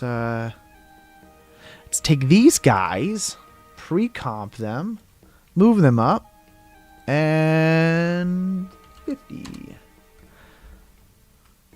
Duplicate them, move them up, 100. So basically, they're all exactly 50 away from each other. Simple enough. Wouldn't that have made 3 by 3? Oh, I get what's going on here. I screwed that up slightly. Slightly, not really. It's okay. Easy fix. I'm going to create a... Let's go into here. This will be 50 by 50 by 50. Just move that all the way up. And another set of 100 by 100 by 100. I mean, I could have eyeballed this too, but I just wanted them to be perfect, so I didn't. I'm going to create a new null object that all of these white solids are now going to be attached to. And then this null object, we're just going to move them over. Move them over, baby. Just going to duplicate this and move everything to the top here. And then we're going to select all of our white solids here and connect them to our additional null. So this will be right eye, left eye. Oh my god, does shift not select? Then we're just gonna move this over. Okay, great. So our image sequence that we're going to have is going to be from 1000 to 1054. So open up your comp settings, and then we're gonna change this to 55 frames long, starting at frame 1000. That should make it so that the last frame in the sequence is 1054. Beautiful. So now we've got our little eyes there, and we're just going to create ourselves a texture mat of the eyes. That's it. Doesn't look like there's anything else that's digital on this thing, so we don't really have to worry about anything. I'm just gonna make another new solid. Oops, not new solid. New null object that both these guys are gonna be attached to. And then I'm just going to scale this up. Just makes it really easy for me to grab it and move it around. And we're just going to make basically a texture mask of these things. And let's see. Let's play back the shot, see what we're thinking as far as what that animation should entail. We can actually even look at the performance of our actor from before, see what his eyes were doing. So he's like looking down, looks up. See, he can almost like looking up, looks, I mean, is a robot really going to change their eyes all that much? I mean, I'm trying to think. I would say like when he looks down, we kind of have his eyes scrunch. What do you guys think? When he looks down, his eyes scrunch a little bit. Which, so I actually have it animated a little differently. So he like looks over. Maybe around here, he's like looking down, scrunching his eyes. It's like, Yeah, no, like, it's like a, Yeah. Yeah. So let's select this guy here. So his eyes are going to be open. Roughly around frame 33 or so. It's gonna scrunch him. This doesn't look like it's enough frames, I'm not gonna lie. Let's erase that frame.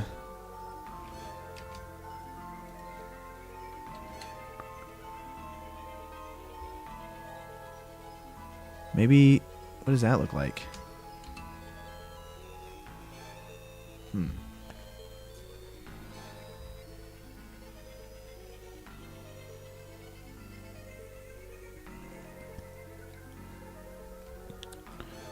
Yeah, that's fine.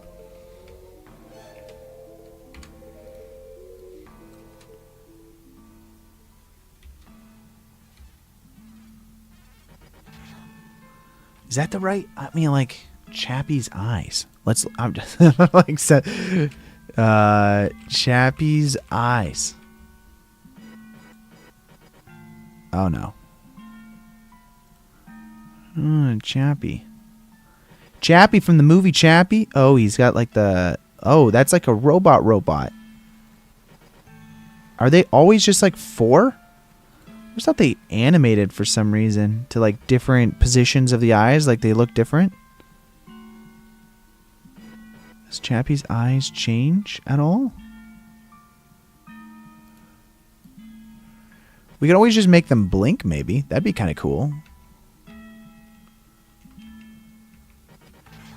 Let's do that. So it's these.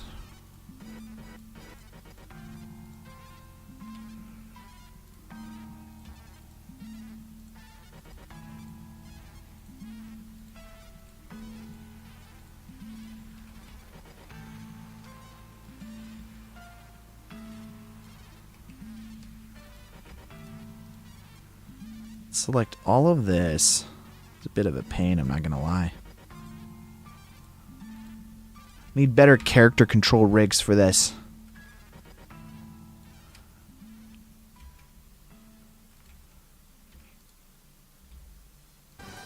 Oh, you know what?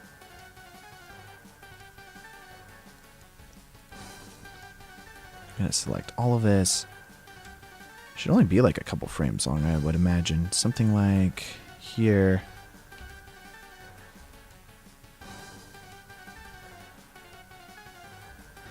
Do robots blink? I don't know, but ours does.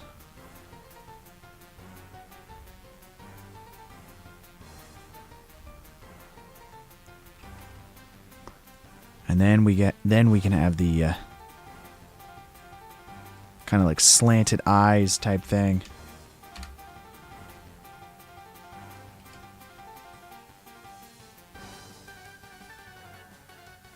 It's like blinks and then his eyes turn red or something like that. Nah, maybe not. I don't know if we want them to turn red. We can have them turn red.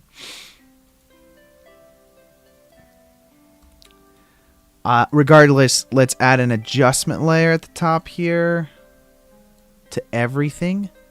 And then inside of After Effects, we'll use, they have this thing called CC Ball Action. This allows you to have more of like a digital kind of effect on your eyes or really anything. So let's just change the ball size here to, you know what, we'll just keep it at around 1,000. Our grid spacing. Let's see. Make that like, whoa.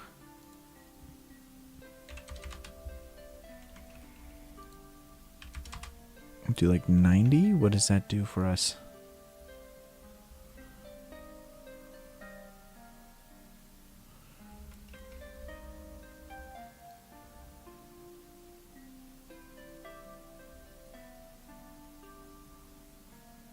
Huh. It's pretty cool.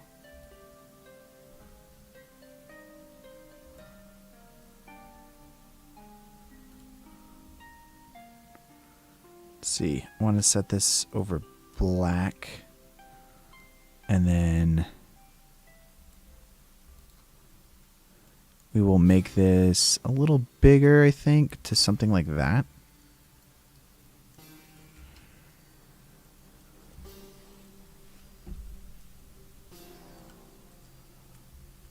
Okay. A little hard to see without seeing it. So what we're going to do now is we'll just rename our comp here. Call this eyes v1. And then let's go ahead and render this out as an image sequence. I'm going to render it out as, well, do I already have a preset for this? Hopefully do. See, I got TIFF sequences. I've got a JPEG sequence. Beautiful. Okay, we're going to just render this out to our folder. Live stream, streams, the date, and then VFX material. And we're going to call this eyes. I'm just going to put all of my eye textures inside of there. Go ahead and hit the render button. Booyah, baby. Oh, stretch moment. A wild Hasselhoff appeared. Welcome in, Victor. How you doing today?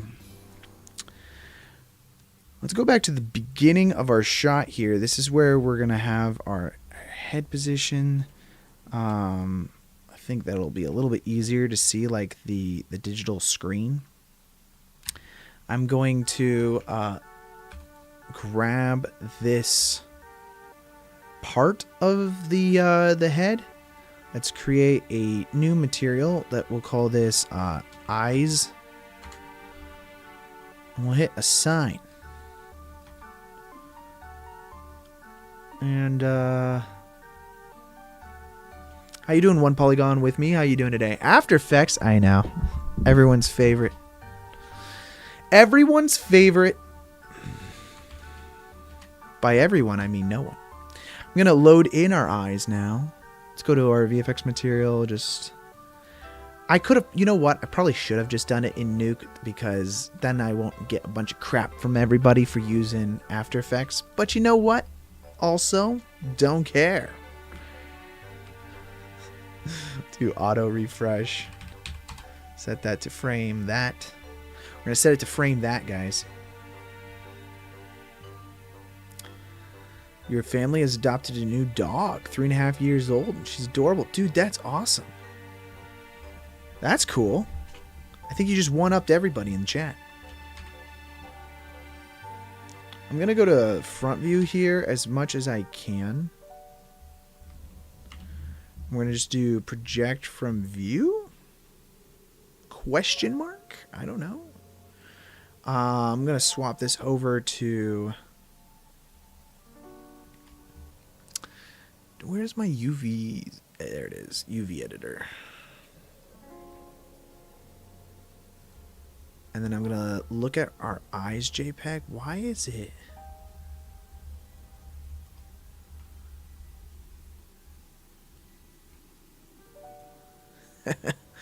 Okay, I'm going to grab this bottom here. Let's scale this Y 0. And let's do the same for this top. Scale Y 0. I don't know why everything is at an angle.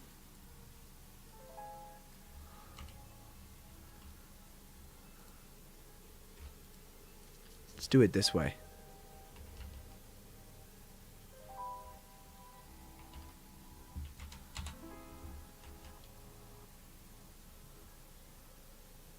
Perfect.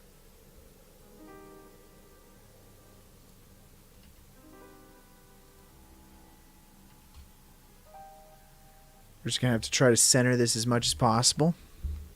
Cold morning, Osaka, Japan. Well, hey, how you doing? Welcome in.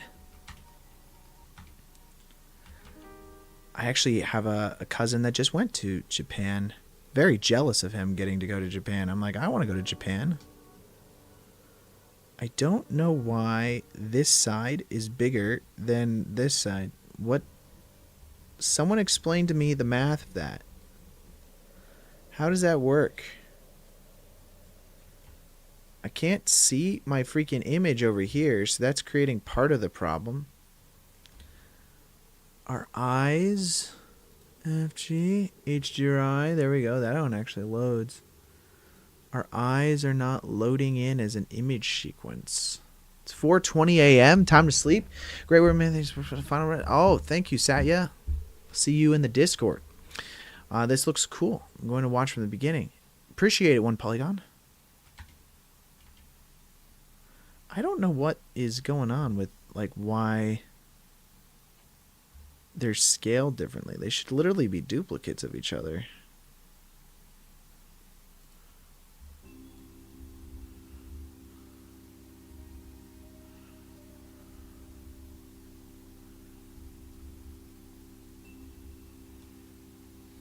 Well, that answers part of the question, right? Like,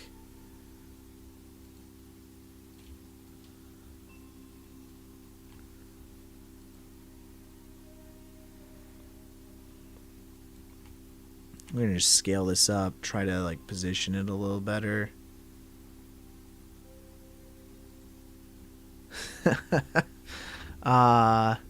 you want to watch the creation of the head itself, be sure to check out the streams in the section. Yeah, thanks, Ben. Yeah, there's a few other streams that are already up, that are from the very beginning of like the shot. So if you want to check that out, definitely recommend it.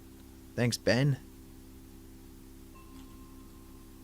Oh, these have like, they're actually wider. They've got extra dots. What the heck? What the heck? Let's do the right eye. I think I screwed up something. I didn't even notice. No one told me. You guys didn't tell me. Y'all didn't tell me. There we go. My CC ball action screwed everything up. Okay, let's render, duplicate with file name. Boom, boom, boom. We're good to go. Save, render, overwrite. We don't care. Boom, baby. Figured it out. Okay. Guys, let me go on that one. I'm like trying to figure out what's going on here. It's all your guys' fault for making me look like I wasn't looking at it, which I wasn't. All right, let's reload everything in all seriousness. Now the eyes are the same size.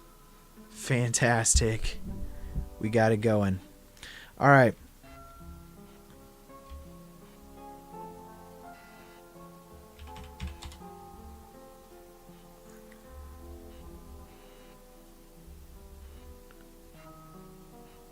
You're not there to witness the crime.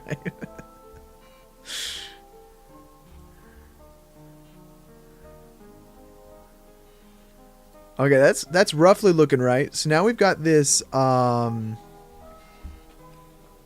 got an alibi? Alibi? What's an alibi? Do tell.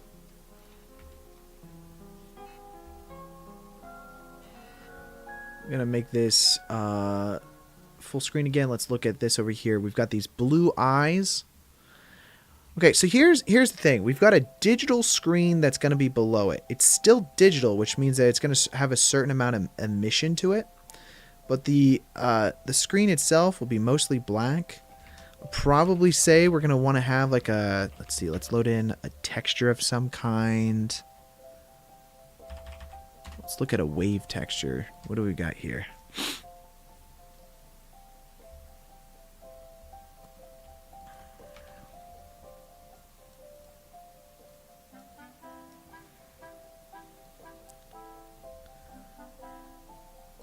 Oh, wait, what?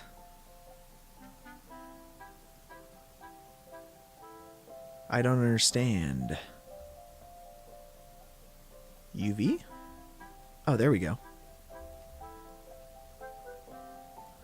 Okay, that's pretty cool. So then that'll give us like a horizontal grid line effect. I'm going to duplicate this whole thing. Let's go back down here to the vector, same exact scale reference, but change it from X to Y. And so that's going to give us horizontal lines. I'm going to take both of these things and then we're going to mix these together. So we'll do a mix color effect. That plus that. The factor completely set to full. And then we'll do screen. That's pretty neat.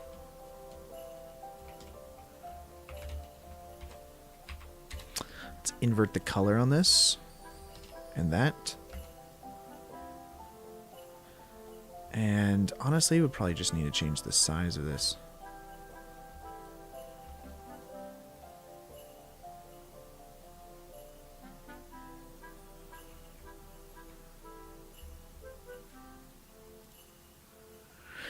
How do I not know what an alibi is?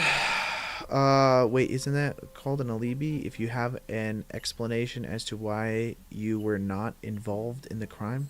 Oh my gosh, an alibi. An alibi. An alibi. I'm sorry, and I bet you spelled it correct and everything.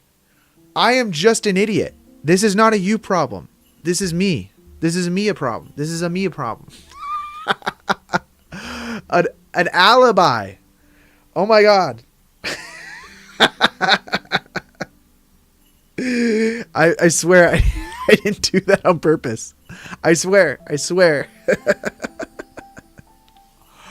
Oh, an alibi. Yes, I know what an alibi is. Let's take all of this. Let's do a color ramp.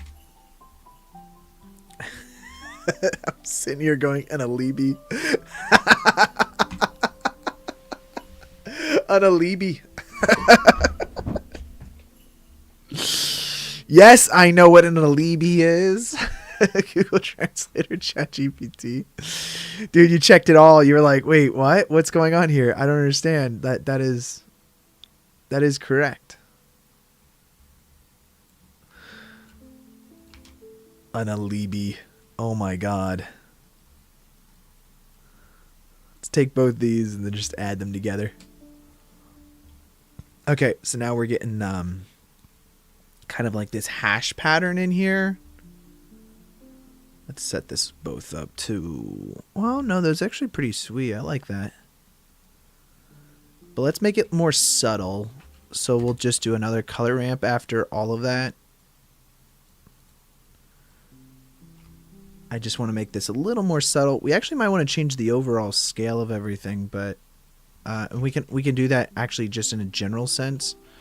Right now the value is set to 1 for the scale, but we can actually change the scale overall here to like a 0.1 or like a 0.3, and then we could just make our scaling adjustments. Kind of like the fact that it's a little smaller. And then yeah, an alibi. Oh my god. With how often you create screen effects, you should definitely check Play Ford's real pixel shader. An alibi. Yeah, that's true. I should. I've mostly just like recently been going a lot into After Effects, doing like textures there, and then importing those textures directly into as like image sequences directly into Blender, and that has worked pretty well. But you're right, I probably should look into that. Okay, we're gonna do a couple things here. Let's use a mix shader. I think this is gonna give us a little bit more control. We have our digital screen that's just gonna be this base metallic kind of texture. I might even make the roughness a little bit less, that way it can see the surrounding environment a little better. Might also make this a little bit brighter, like so. It's just going to give off that kind of like screen-like effect. And we'll plug that into our shader effect. And then let's also create an emission shader. And this emission shader is going to be the blue that we already created. So let's... I already deleted it. That's fine. Basically just need a blue emission. Could be a little brighter. And then using this, we're going to mix that into our FAC. And now, depending on how bright this is, should be that effect coming through. Which it's not, because I didn't plug it into our shader. There we go. Now this we can lessen, something like that, maybe even less. Again, it's just the idea that it is a screen that has pixels and it's emitting light. Because on top of all of that, now we have our actual image sequence here that we can then mix over top of it. So this right here is our texture that we created. You could just say Control J, and that's just going to create a background for that dude. And then let's take this guy right here. This is our separate image sequence that we just imported it from After Effects. And then we want to mix both of these together. So we're going to do another mix color now. And then this mix color is going to be taking this value here and plugging that directly into our factor. And you'll notice that now we get our little dots in here. And we really kind of want our dots to line up with the rest of everything else. So this is where we can go in and adjust our scaling settings for everything. So Let's probably do something like that. Now we'll just change our location a little bit.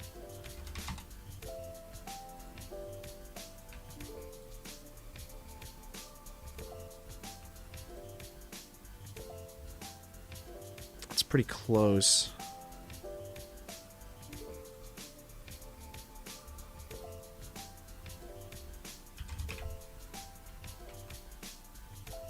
To the Alibi stream? Nah, dude, that's embarrassing. I don't know who would say something like that.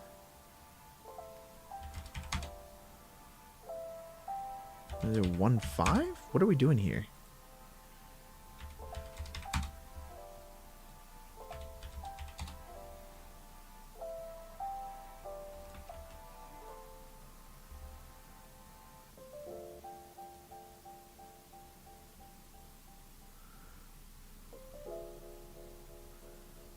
Close enough.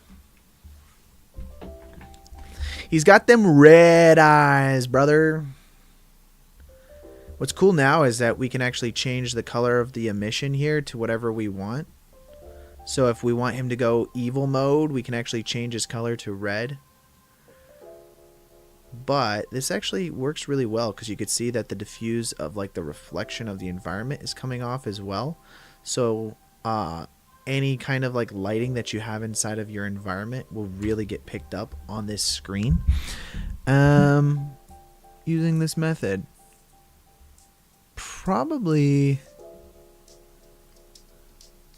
it's pretty cool. Let's go ahead and save. We're saving. Hit that save button, boys. I'm actually going to duplicate our work here.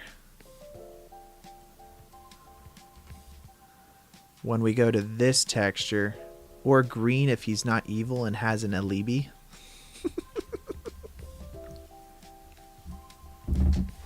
I'm leaving. I'm leaving. You guys can't get me. No. No. Stop it with the alibis.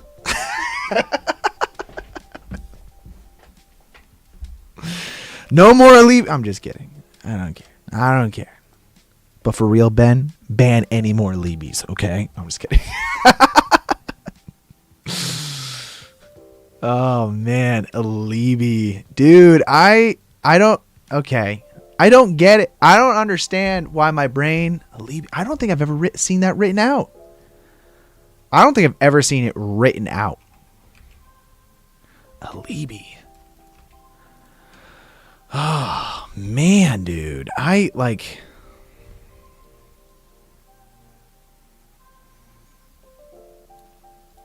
That's a highlight for sure. No, there's no highlights. There's no highlights. This is not a thing anymore. Like we're past that point of conversation. You know what I'm saying?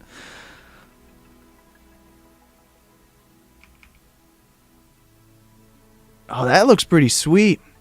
Although we wanted a little more dented because he's got like this dented thing going on. I don't know, man. Ah, yeah. I bet it was an alibi. That probably happened. What was the point of that? Wait, why did that get brought up? You said, I was not here to witness the crime. Got an alibi. Gotcha. Okay. That makes a lot more sense. Now I get what you said. Makes a lot of sense. I was like, oh, you got an alibi. I thought you were talking about like a dog of some kind. Like I thought it was like a dog. I didn't know. I didn't know, man.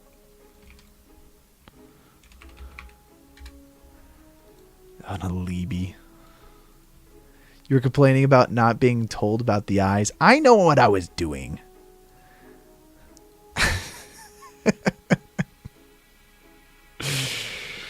You're right. You're right. You're right.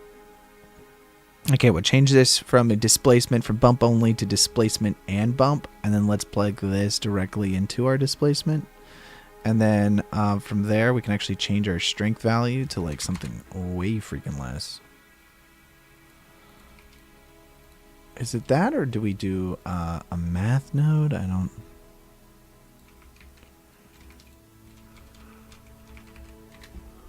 Do a math?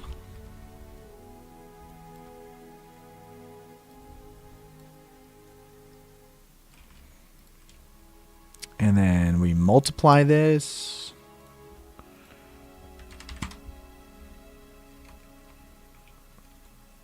And then we add a... Oh, it's already got a subdivision. Let's use a multi-resolution. That's going to happen after our subdivision. Wait, what? Cannot move beyond the deforming modifier. Oh, that's fine. Whatever. We're going to subdivide this a crap ton of times. There we go.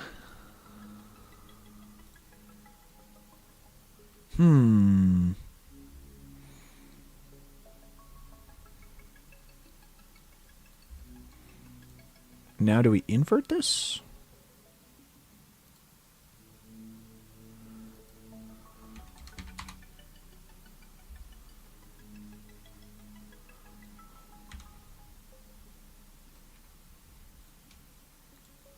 I don't think I like it very much.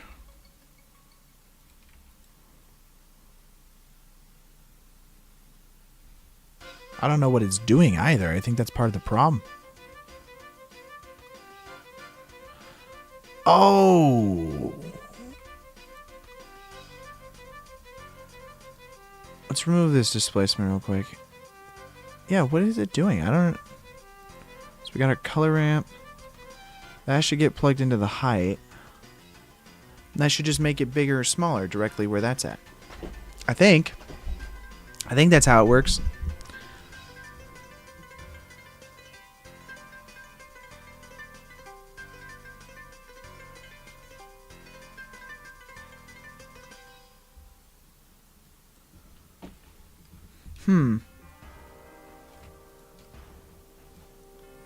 Can you plug this directly into your displacement?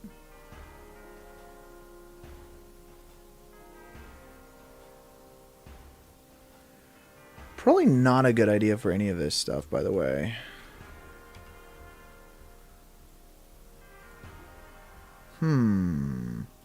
No displacement for you. Was gonna do it. Was gonna.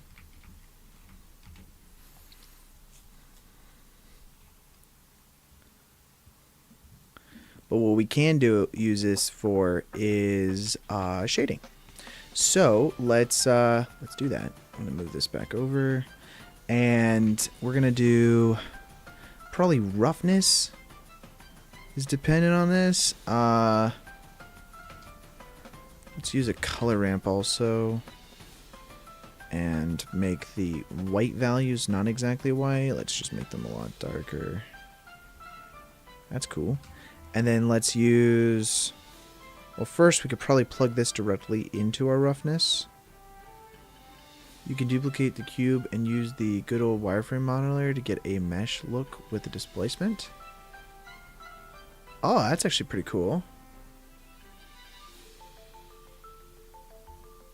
Duplicate the cube and use the good old wireframe modifier to use...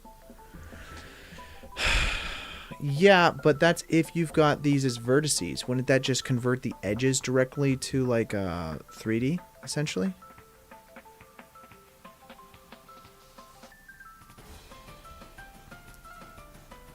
Wouldn't that be like, let's duplicate this, and then you use the wireframe and it just converts...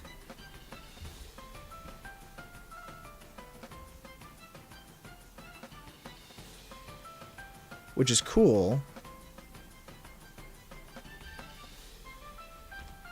Use like multi-resolution, and then we could just subdivide it more, and then you'll just get more. I guess that's actually good enough. Increase the subdivision. Oh, yeah. Rather than creating my own thing.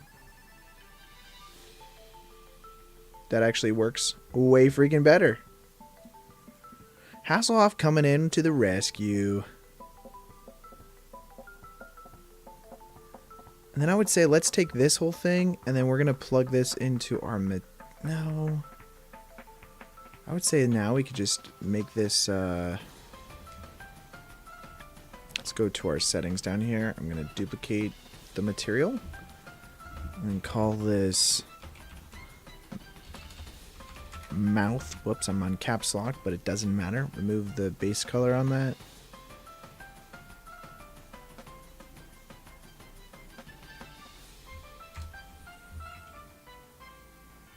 That's pretty sweet. I like that.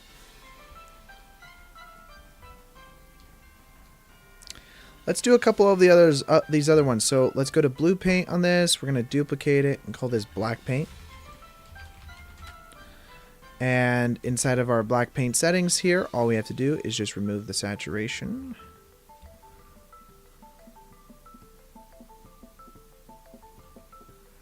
And then now we're just going to make this a little bit darker. And we'll just now select black paint on all this. And since it's procedural, we really just don't have to do all that much work. It's just adding basic materials on. I think we can make these screws all black paint.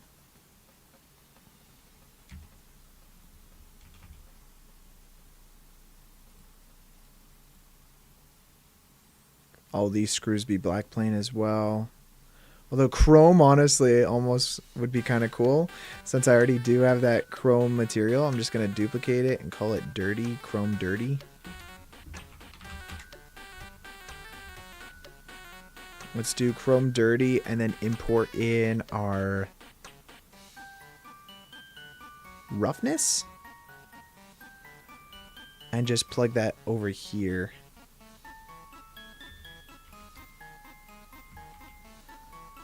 And then this is going to use objects. There we go.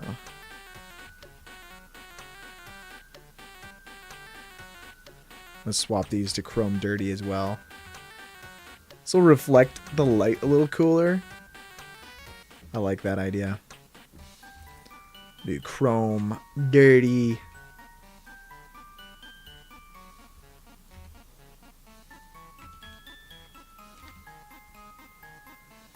Let's see, those pipes are all one object. I might make this one chrome dirty as well. Or do we want that to be black?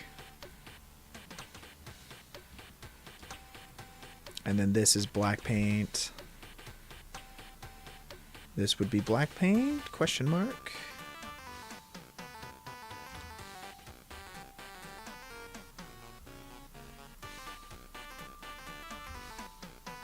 Make that black paint, and then we will spray paint over top of this in order to get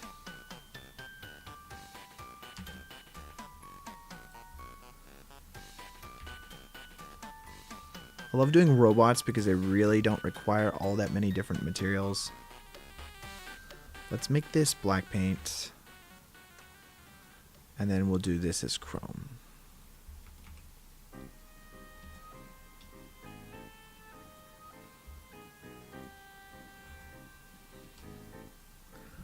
This will be black, black, and then let's just make this black. Pretty simple.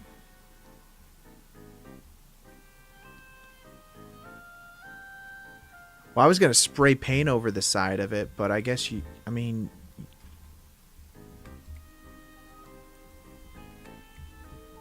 let's duplicate it. We'll call this orange then. Orange paint.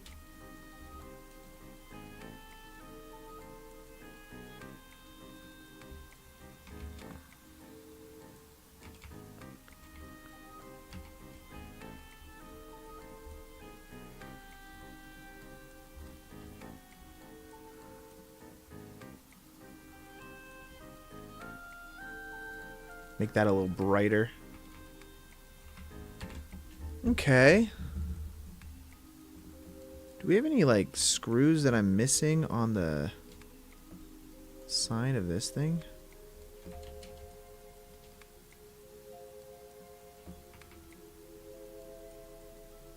Oh, we've got this whole back piece that I missed. Let's make this black paint.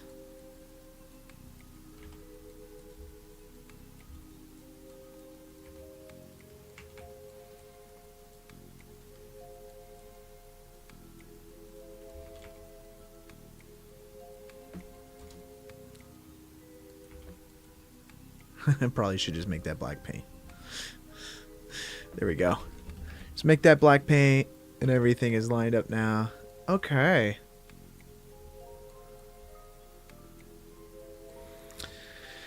I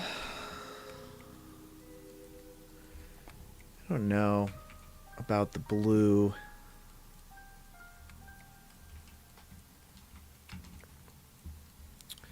Everything is just so dark. I'm not exactly a fan of the blue.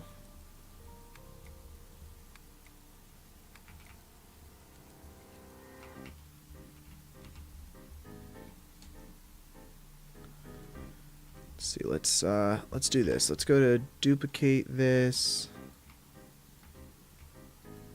And then let's make this light a little brighter.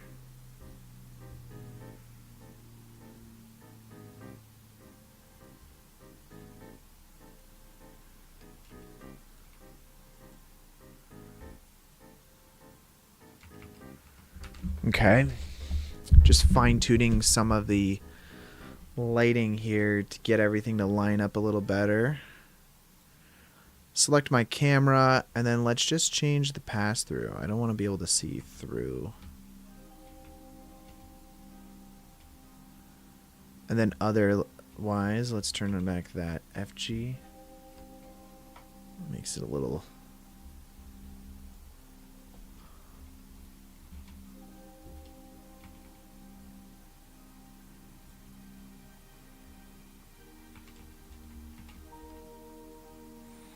Oh, we've got another C-Labs that I forgot to pick up over there.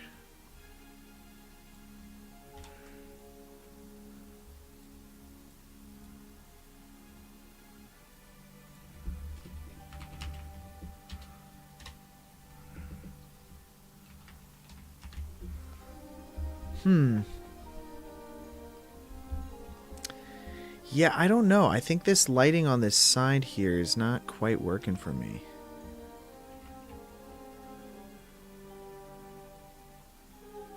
Let's rotate this down on the 3D cursor.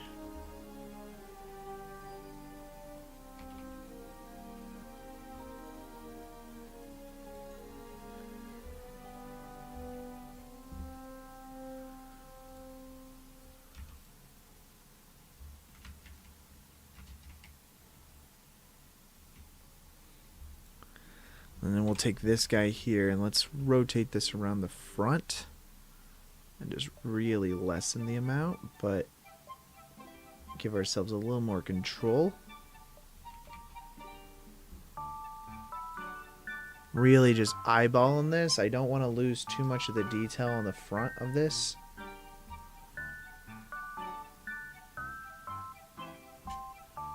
Then we're going to have like the base textures kind of done, but we can then go in and do a lot of the paint work on top of it.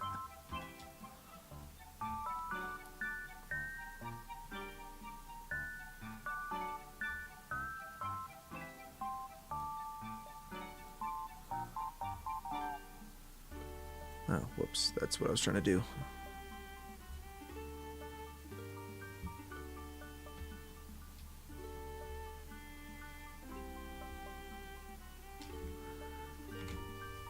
Okay. Now we got to do all the fun stuff, which is like a lot of the paint work now. Of just getting some dirt and grime because everything just feels so repetitive. And that's what we're going to have to do now. So let's go ahead and select a lot of this. And we're just going to, let's see the best way to go about doing this. I would say we probably want to make sure all the modifiers are applied. Let's just apply that modifier. And we're going to join a lot of these big pieces together.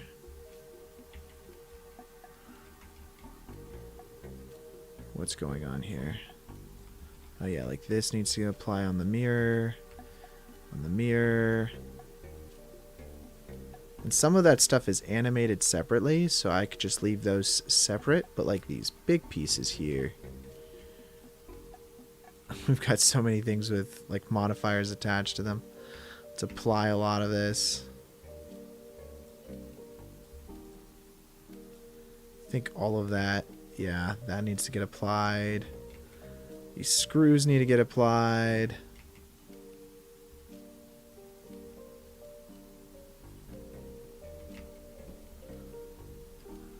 Oil him up. Yes, we're going to oil him up, baby. How much dirt and grime would Chappie have as a bartender? A lot. Infinite amounts. 'Cause do they ever clean robots? Like, how do robots get baths? You know how, like, you know, people or dogs don't like to get baths? Okay, I was just making sure all that looked good there. Let's call this blue paint main. It adds flavor. And again, I know I'm dyslexic because the first time I read that, before I read that out loud, I read flour. I read flour. I was like, it adds flour. I'm like, huh? What do you mean? What do you mean flour?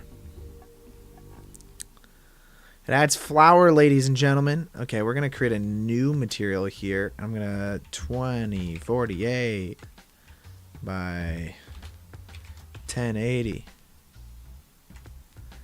and that should be good. Black, new image. Let's just go ahead and view this.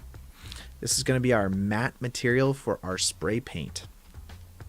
And just so that I can see this, I mean, you guys can pull up the image if you want.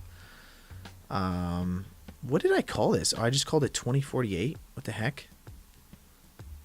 New image. We're going to call this dirty. Dirt head. 1920 by 1080 is what we'll just do instead. And we'll hit new image, and we've got dirt head. Dogs love baths. No, dude. Every dog I've ever had and every dog I've ever had to give a bath hated baths. They're always scared. They didn't want to do it. They didn't like baths. And that's a fact. So my experience trumps all other experiences. If I had that experience, that means that's what all dogs exist with, okay? I'm just kidding. I'm messing with you, I guess. I don't know. I always just thought dogs hated baths because of that. Am I wrong? I'm gonna open up 1K textures. Let's look for some dirt here, guys. Let's do little plug. You guys can get all these surface imperfections over on the Patreon. Make sure to join the Patreon below. Link is in the description.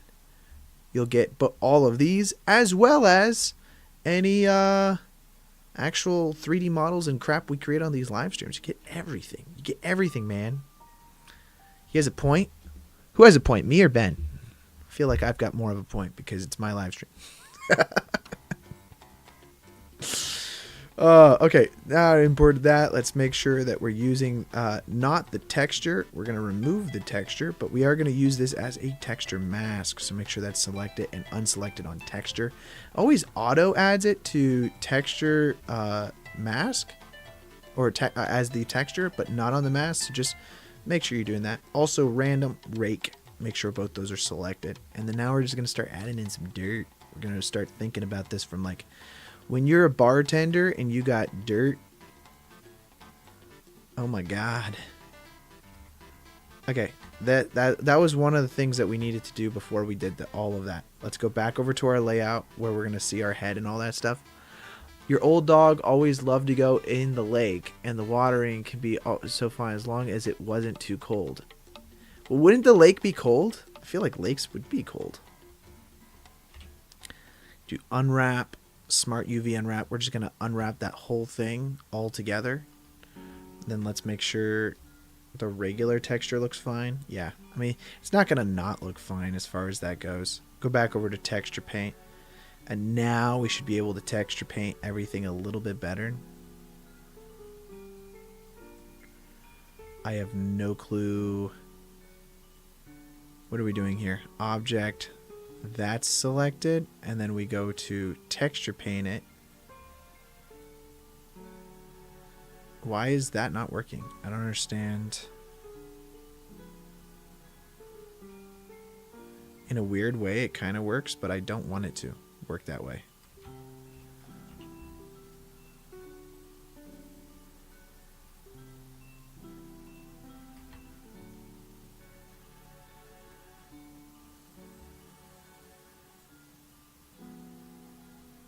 What is going on? I don't, like, everything's all messed up.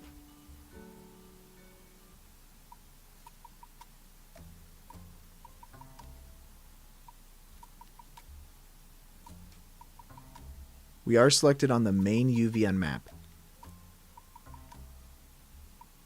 Well, this side of the head's fine. Kind of. Oh, everything's inverted.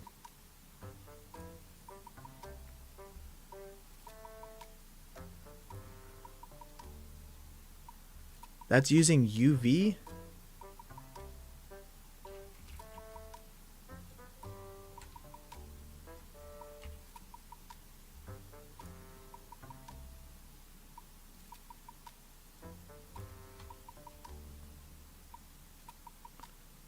I'm gonna add new image.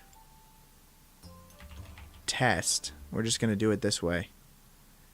Go back to our texture paint. I feel like we had this problem before and I didn't know.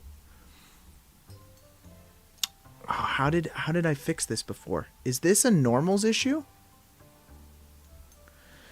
Is this a normals issue? I think it is.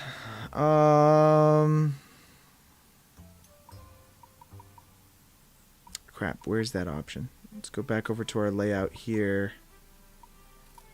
I think this is a normals issue, guys. Face orientation. Right on.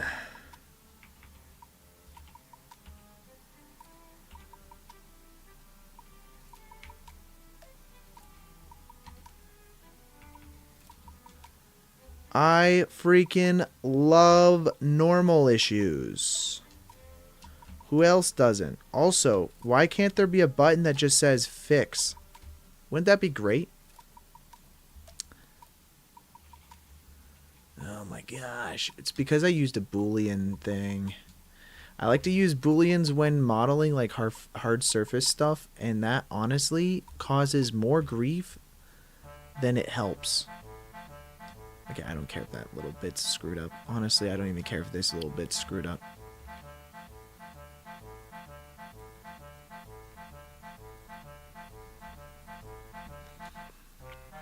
Says Connor's path to learning how to not kill himself over normal issues. I'll fix these back here, though I don't think matters. Oh, we've got this shit to do also. 1 second, flip that. Oh my gosh, it's just like a nightmare. We're gonna ignore that ever exists back there, okay? We're never gonna even think about it. If you can go into your Blender theme, you can change the color of the normal orientation. The blue can be set to alpha, and then red to 0.2 or something. Interesting. After that, you can keep the face orientation turned on and never worry about missing the wrong normal orientation. See, okay, Hasselhoff, that would be smart. It would be. That would be a very smart thing to do. And people should listen to you on that.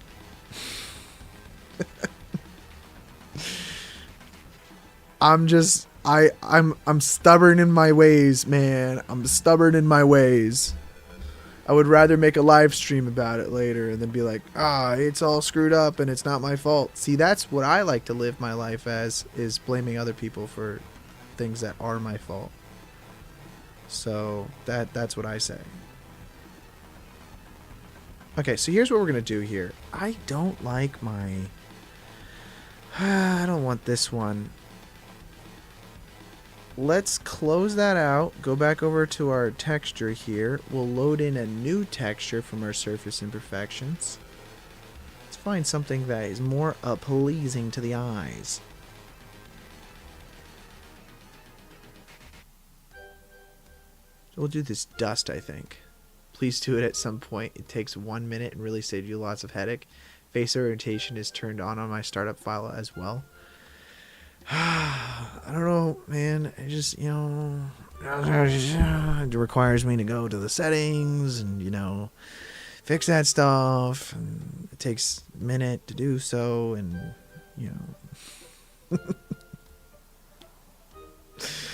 Hey, Nicholas, welcome to the chat. How you doing today?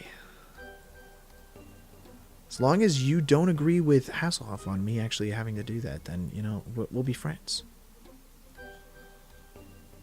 I'm just painting a lot in here, and then we're going to erase some of this as we're going back to it. One thing I'd really love is, I think we'll just add grime around the edges of that. Yeah, okay, fine, I'll do it, Hasselhoff. I'll do it. Save, and we're doing it now. We're going to do it right now. Okay? Because if I don't do it now, we all know that I'm not going to do this later. Let's see. Themes. Where would this be? 3D viewport? Sorry, Hasselhoff, you're too logical. He's too good for me, okay? Okay? I don't want to... You say this takes a minute, but I gotta read through all this crap to find face orientation, face angle, face length, face normal, face blah blah blah. Yeah, there it was. The red and blue one. There's a lot of red and blue ones. Face orientation back. There we go. We'll keep that at full. Front. Let's do this at alpha of none. And then the back one.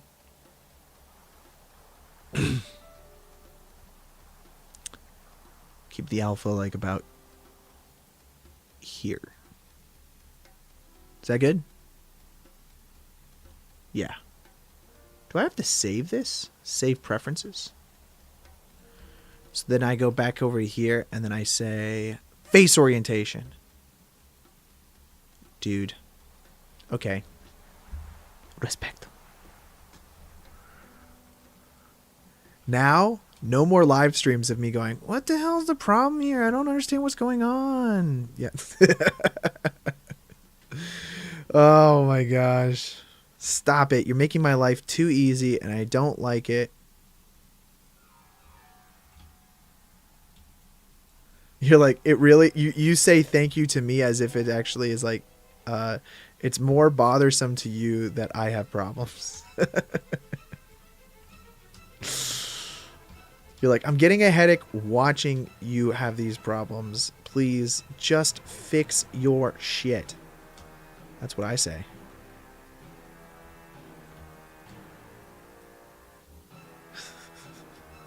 Your heart rate. Okay, he's going to be pretty grimy down here, so we're just going to add a lot more grime to the bottom.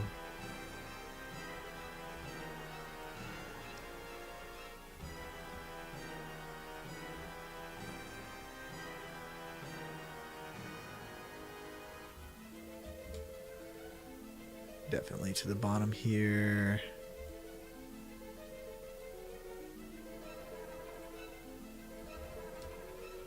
Kind of just following some of the creases too. So for instance, we really want these edges, which I'm not even painting that one, so I don't know why I was trying to paint that. But we really want these edges here, I think, and then maybe a little bit around that. We can have a lot of this fade out as well, so just...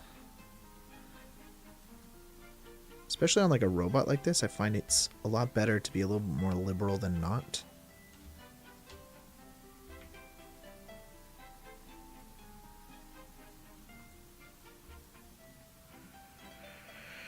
Kind of follow this corner a little bit here. Maybe a little smaller, actually.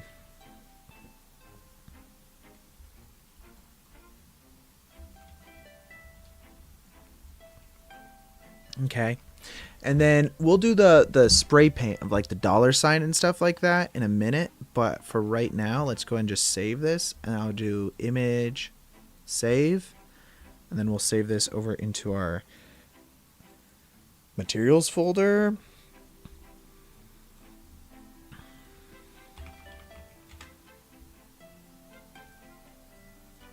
It's still called test. I love that. Okay, now back inside of our layout for this guy. Let's adjust some of the shaders that we're using here for that. So this is our regular principled BSDF, and then now we have these matte paint textures.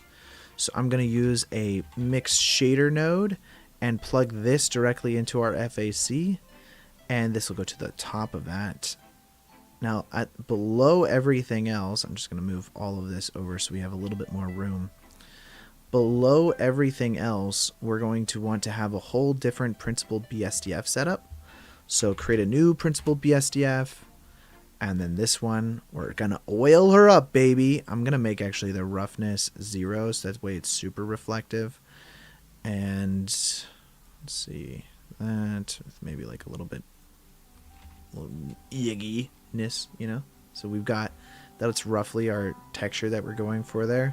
Plug that into the bottom shader, and then now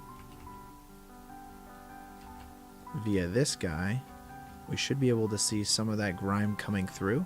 And if you want to make it even more visible, we can add in a color ramp before this FAC, and then we could just really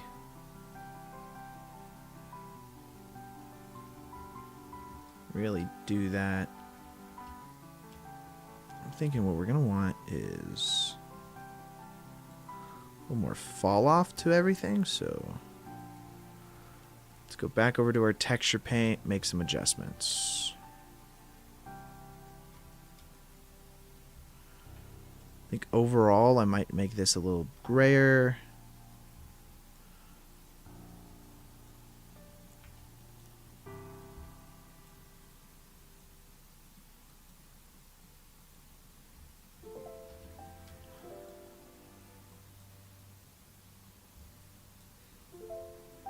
Get a little more white there.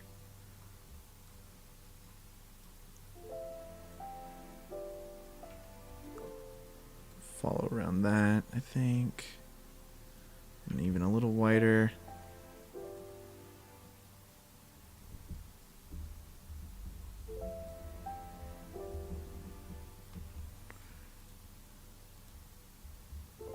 Go back over to our layout, do the same thing again.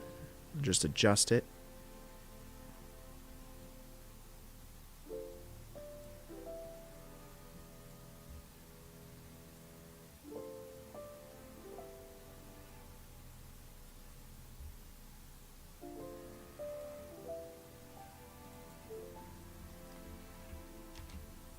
It's cool.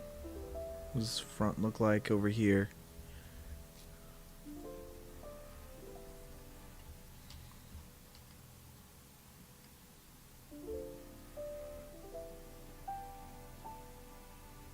A little dirtier. And then now I'm actually going to add in a noise texture. And then we're going to just change the scale of this to be a lot larger. Do a mixed color, I think. I'll plug this into the factor. I think this, whoops. Where's our principal BSDF? Oh, he's down there. I want actually this probably to go down here, so let's just move everything down. And then I'm going to make this A, probably that. And the B is just going to be a lighter version of it.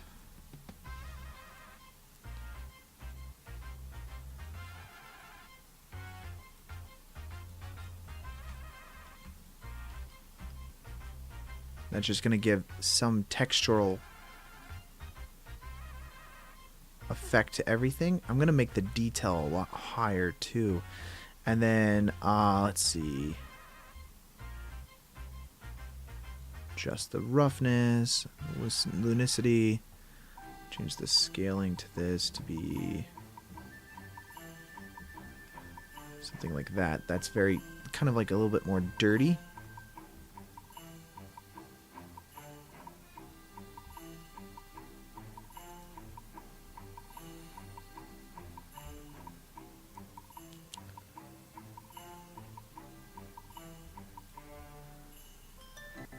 Okay. Let's go view that now.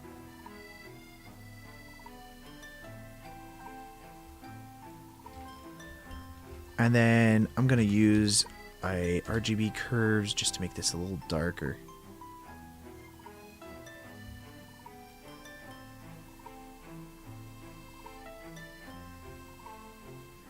Then on this white value up here, I might even make it so it's never like fully visible.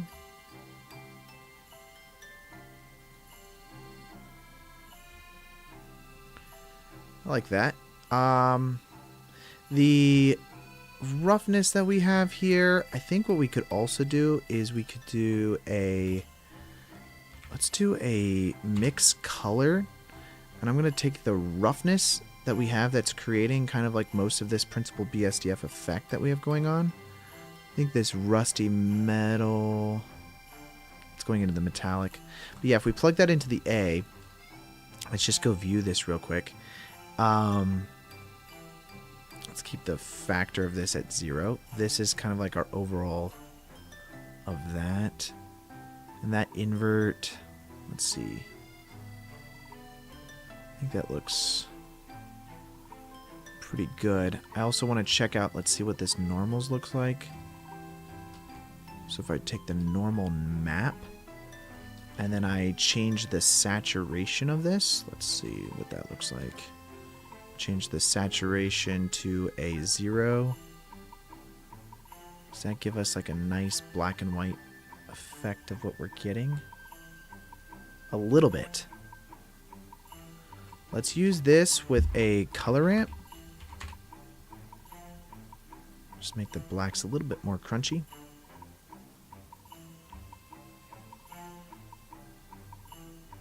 And this is kind of like the metal surface of everything. And then this is our mixed color.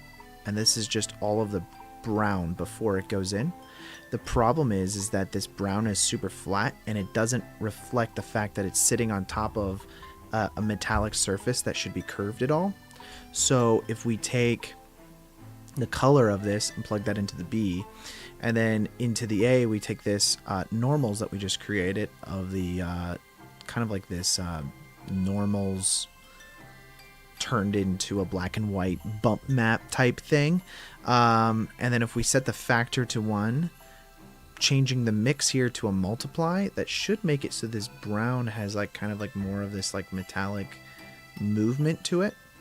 And obviously, you know, the more we add there to that effect, just give it the difference between this flat brown that we have and then with the multiply creates all of these kind of like curves of all of the normals that you're getting from the other texture, but now on this dirt texture that we're basically generating. And then from this, we plug that directly into our base color for this principled BSDF, and that gets plugged into our mix shader. So now our dirt is going to have like this extra detail associated with it that we didn't otherwise have before. So that's going to create more of a realism to that dirt, other than it feeling kind of flat on the surface level of it. And that's just through mixing or multiplying in the normals that we had on our metal surface beforehand. I'm going to take all of that, and then let's just do unwrap this. Smart UV unwrap it. That's cool. Okay. And then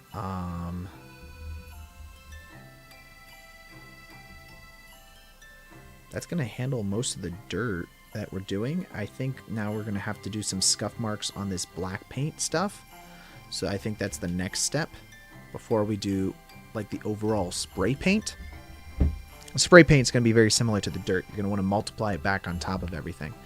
I always find like when doing compositing in like Nuke, it's if you take a lot of the same principles that you do in there with how you're essentially multiplying, merging things over top of each other. If you do the same principles you do in Nuke inside of Blender, once you start thinking about shading from that perspective, I think it really makes a difference. Let's do invert Smart UV unwrap this. I also might want to add some dirt to that.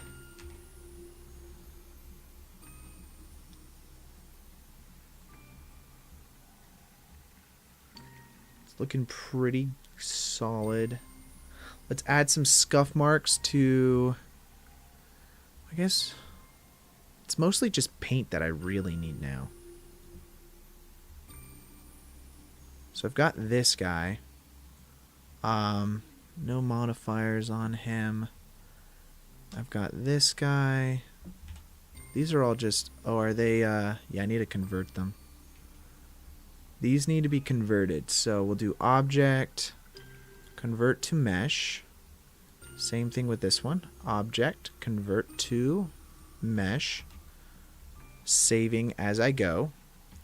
Selecting both these guys because both these are going to be one. I'm trying to think. I'm really trying to paint. I guess not. I might not do this in one go. Might add these together and then do those in one go, but then do the rest of the body in a different go.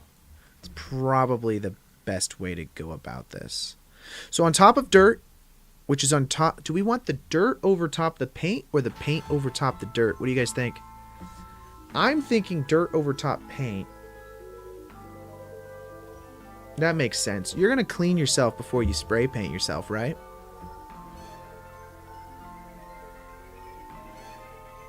So this mix shader is where basically the dirt is being added on top of. This right here would be before the dirt. I would say dirt is over top of everything. Although I feel like it would have been smart to do this in layers. We would have done a little bit of dirt, paint, and then more dirt. Like if I'm being completely honest.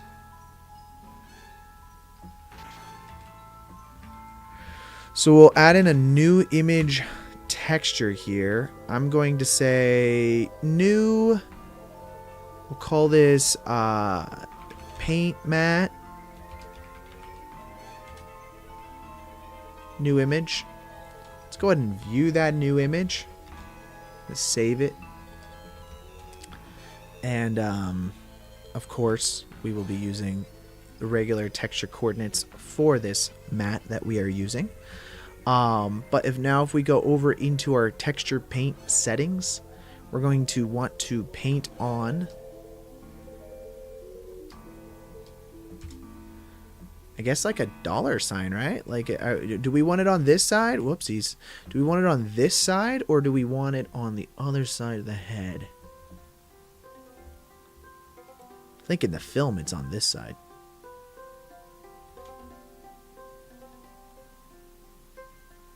You know what? You kind of do see that side of the head. So let's do it.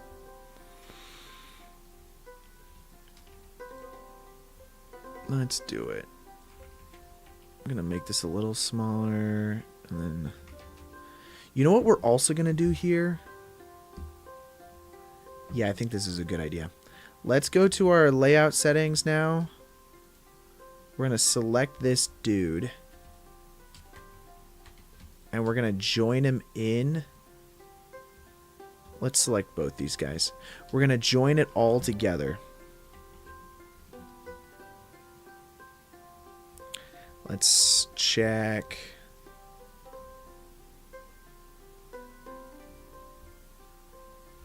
It should be good as far as UVs go, but let's double check.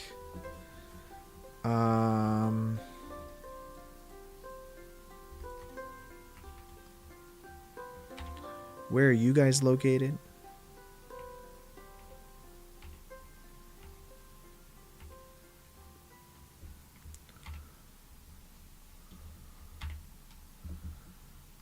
And really, I mean, let's do Smart UV unwrap this.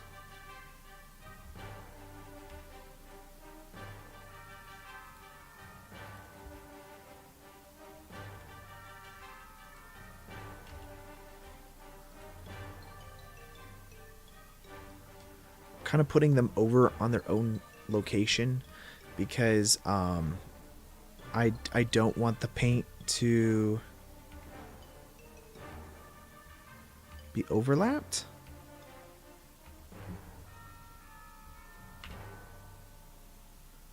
Smart UV project. Gonna do that. Beautiful. Okay, so now we take this back over into our image editor. I think this was texture. No. Was it image editor?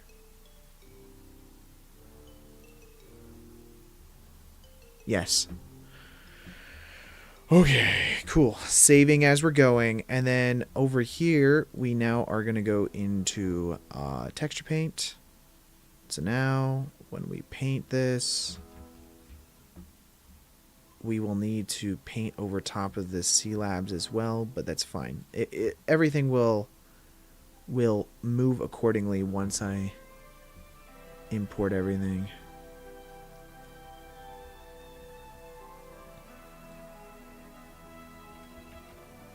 How big do we want this thing?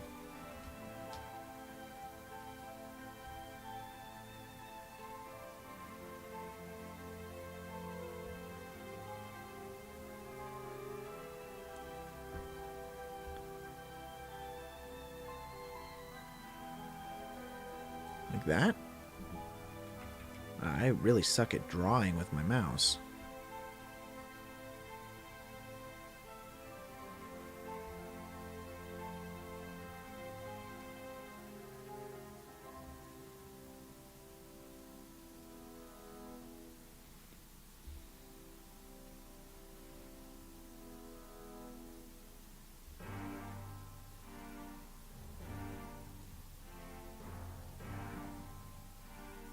Does that look like an S to you?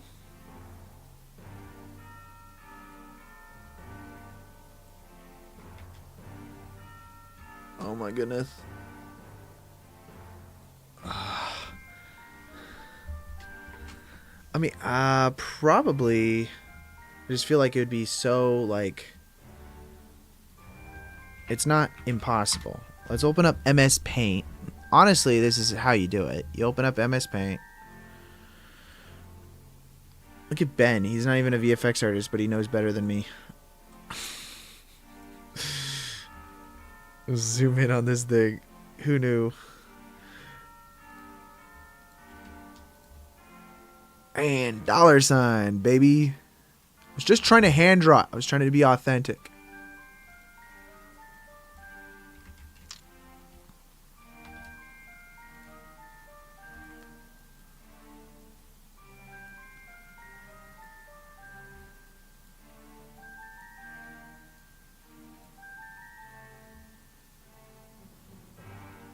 Okay, that'll at least get us pretty close. I'm going to just hit the save button. I can always, you know, do whatever I want with it.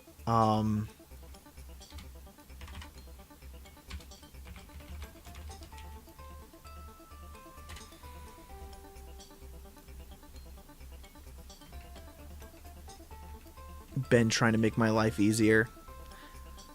I don't want to make my life easier, okay? Gosh. Okay. Open. Downloads. Let's go into your date modified $. Voila, voila. Alright. So now we've got this bad boy. So now if I place him, I've got my...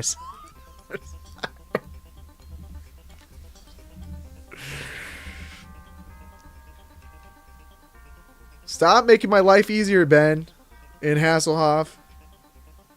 You guys try to make me better or something? If your life is easier, yours is. That's a fact.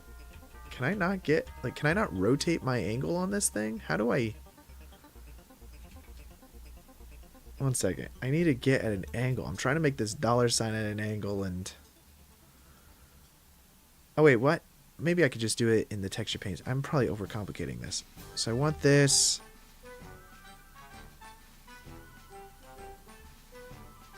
Here we go. Angle. 45 degrees? 50 degrees?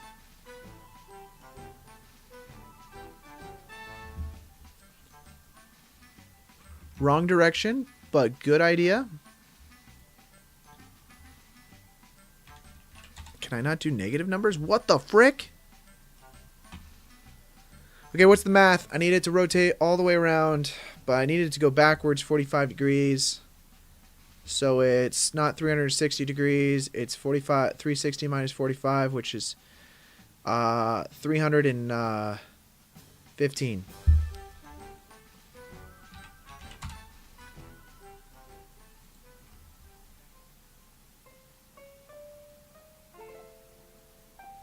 Yeah, baby. Not quite, but almost there. So 300. They're so evil for trying to make your life easier. 100%. 330.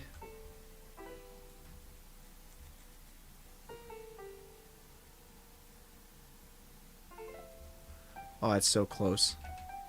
340. 345. I might even do it at a little bit of an angle because I want it to be slightly at an angle. Like it's kind of weird. Like proportional wise. Frick yeah, baby.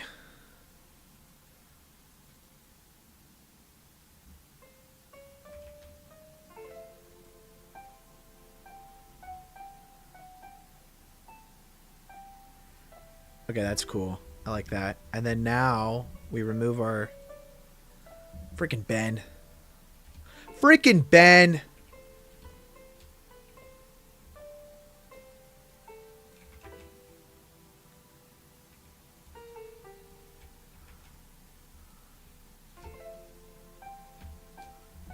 Okay, now we just... I think we have to kind of like add some of our own dirt around that basically, which is just... Ooh, whoopsies. Sorry, not a texture. We don't want a texture. We want it to be a texture mask. And we'll just kind of like fade the edges almost, if you will.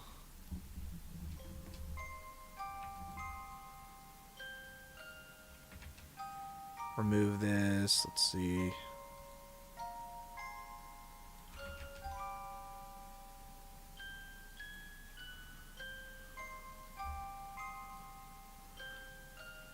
I don't think I used full white last time I was doing that. That's crazy. And then, okay,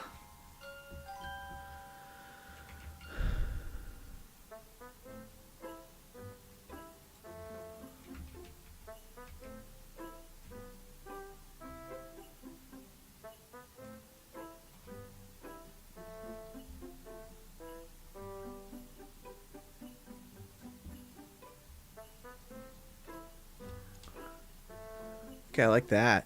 Now let's start adding a little bit more paint effects on the side here.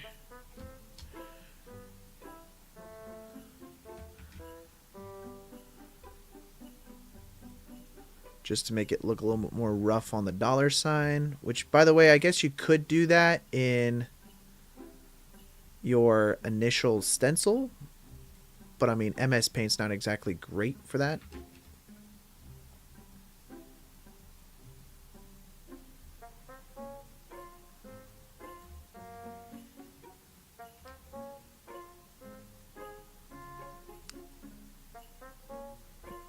Let's make this a little more rough on it.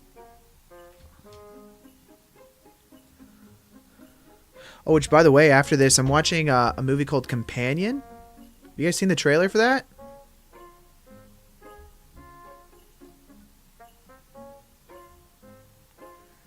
That works really nicely, actually.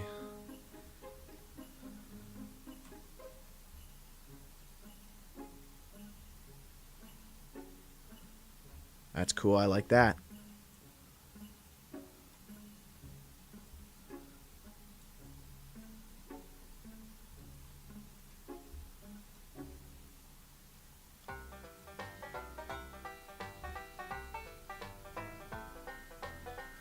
It's yeah, I guess it is a terror movie.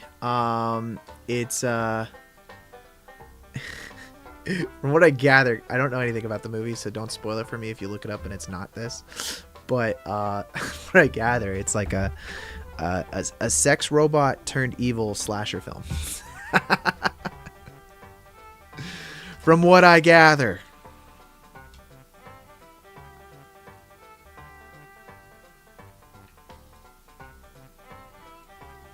It's got, like, if you guys have seen, have you guys seen The Boys, the TV show? There's a character in that named Huey. He's the main character in this movie.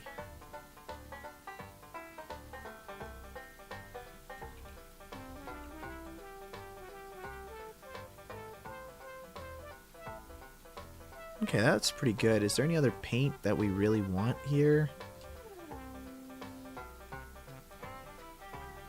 It's okay. I mean, I'm not gonna go crazy, I don't think. I just want a couple spots. Wasn't interested in the companion until I saw that it was a horror thrasher-esque movie. 100%, dude. It's funny too. It looks funny. I don't know. Again, I can't speak for it yet, but that's the movie I'm gonna watch tonight after stream. Okay, let's just roughen this up a little bit more. Make it look more hand drawn rather than stenciled.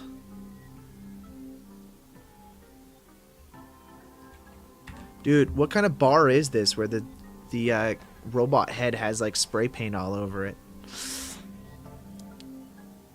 You almost didn't want it because of Jack Wade. Fair enough, fair enough. Paint that. Layout it. Okay, guys, we've got now our texture in here. And I'm going to do another principled... Oh, not volume. We don't want volume. Principled BSDF. And this one, I would say the roughness is going to be probably there. I don't know. I make it a little more metallic, I guess. And then really we want that same dirt grime that we got a little bit earlier through this multiply node.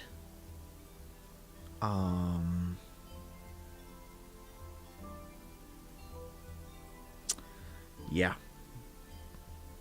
I would say take the A plus this value here into the B. And if we go view that, you'll see kind of like that dirty whatever. Probably gonna, let's see, let's duplicate this guy and plug that into the factor here. Maybe go for a little less of that.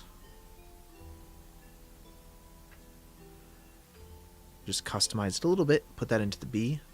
Now if we view that, that's going to be our kind of underlying paint. It's going to be over top of the bumps of the normals, as you can see. And we'll plug that directly into our base texture. So if we go view that now, that's going to be what our spray paint over top of the metal will look like.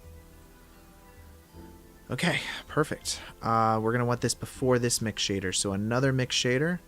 This gets plugged into the bottom here. This paint mat gets plugged into the FAC. And so now if we go view that, should be just the metal with our paint kind of plugged in. I don't know why that's black over there. I mean, it's kind of cool. I'm not hating on it.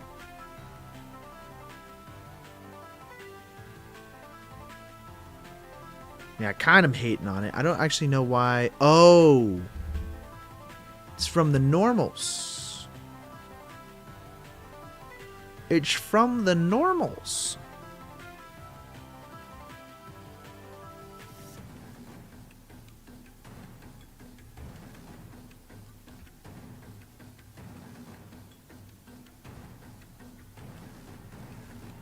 Probably the metallic is part of it. I don't actually... Oh, that's weird. Okay, that's actually good to know. Let's delete that. Let's take the, this metal texture that we have here. Let's go view that real quick. And then we're going to take the color ramp.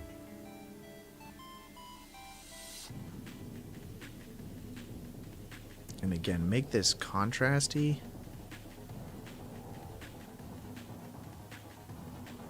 We're going to want the same vectors, of course, as everything else.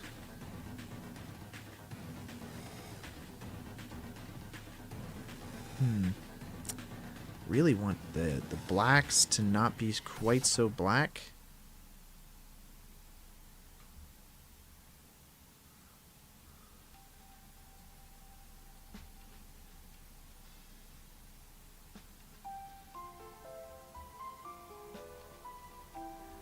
That might not work for me, guys.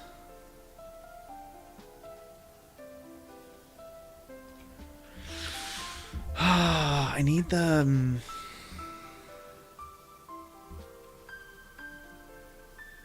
That normal trick almost worked.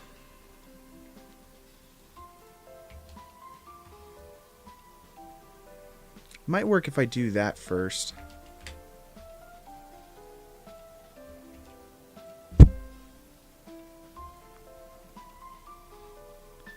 Yeah, what the heck?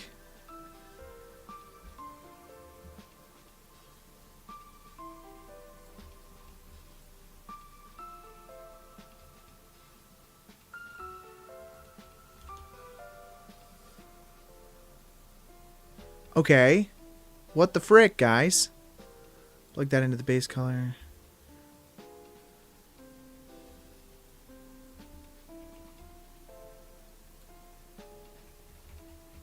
Oh, I guess it's just darker in general.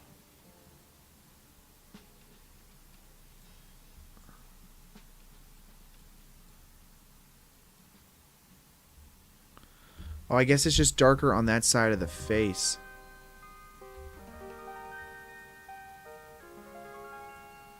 Let's make that full white regardless. And then the roughness is going to be all the way up. It's like no metallic right now.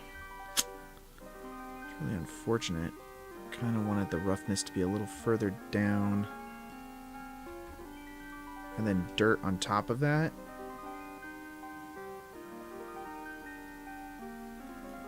And what we could do is we could add a little bit of emission to it. I'm not usually a fan of doing it this way, but like then you can make sure that the paint is definitely visible.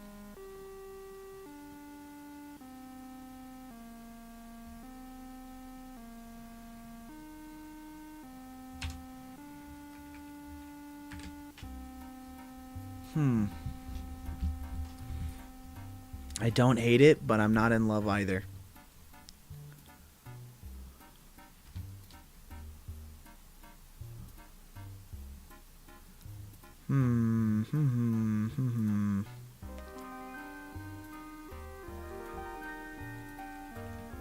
Just darken that up a little bit.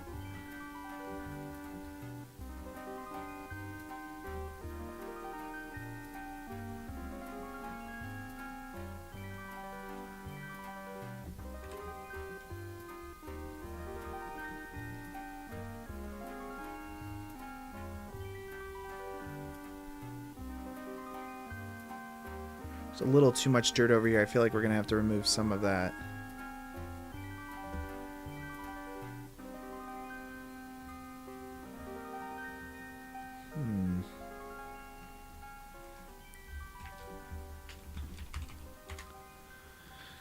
What does this look like? Let's use color ramp associated with this ambient occlusion. And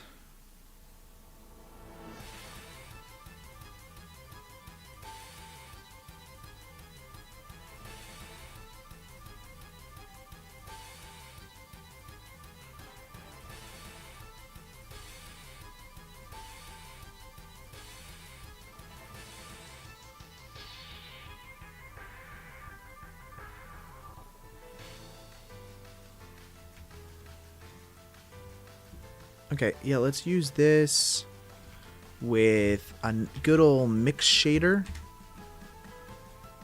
This is going to get plugged into the FAC. And then let's just make this darker.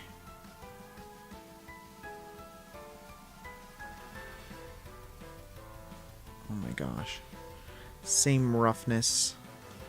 Same normals, it's just darker. And then this gets plugged into the white values. This gets plugged into the dark values.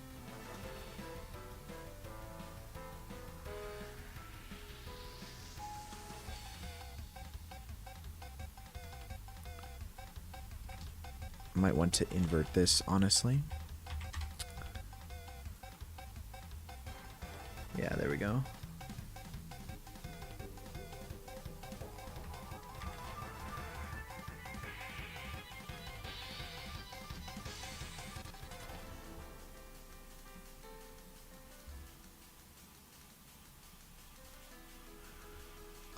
Let's see. I also think that, like, let's add in a noise texture, another noise texture. And let's just view this real quick. Change the scale of this to a lot smaller. Gonna make the detail higher. Set that to like a 4D, I think. And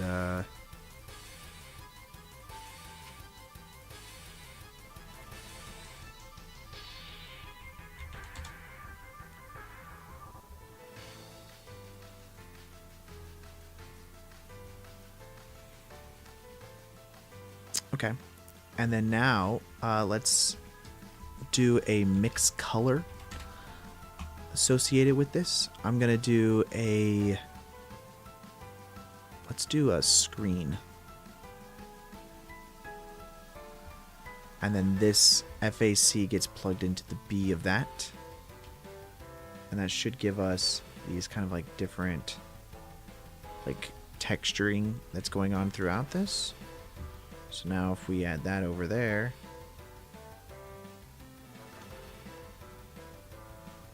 it's pretty cool. I like that.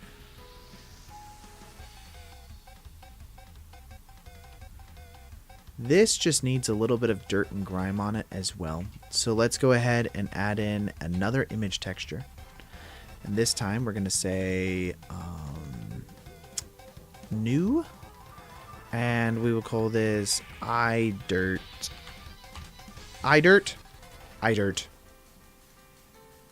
Go view that real quick. Save. And go into our texture paint node. And with that selected, we can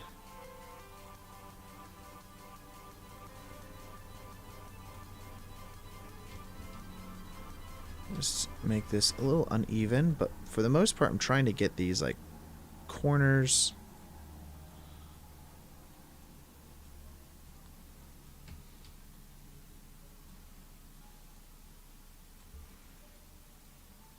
Do that as well. I think that looks pretty nice.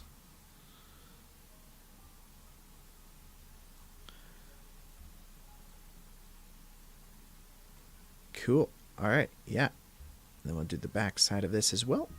Again, just get in the corners for the most part. We don't really care about the rest of the screen. I might do like a little blop or something like that, but I think...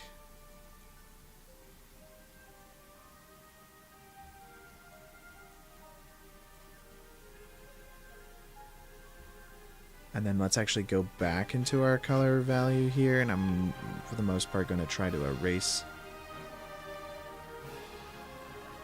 good chunk of this. I don't want the surfaces themselves to have a bunch. It's mostly just the corners. So I'm just taking care to erase that, break it up. I kind of like the fact that it gets dirty over the lens as well. So I'll do image, save the iDirt. Back over to our layout here. And now I'm going to copy our overall dirty dirt, okay? So we're going to grab this whole chunk of things, which really actually is just this chunk of things that we need, plus this, with that, and then that goes into that goes into that, goes into that. So copy that. Go into here, and then now we're just going to paste this. Okay. And this guy will then have another mix shader on it. And I'm going to probably just plug this into the top value here. And then this gets plugged into the bottom value. And then this is our iDirt that we're going to use as our FAC. So all I have to do is then just visualize that. And already, guys, we've got some nice little dirt grime that's happening on this thing. So all I have to do is add in another color ramp and we can adjust it a little bit. Make it a little more visible, I think.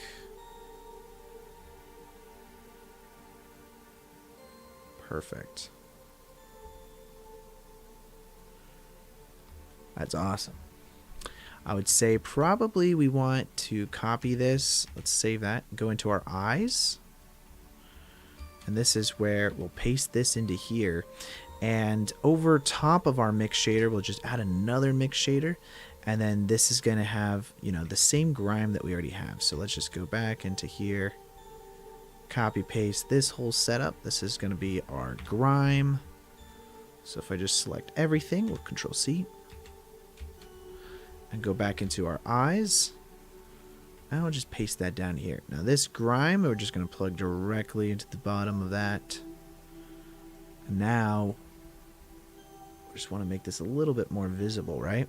So,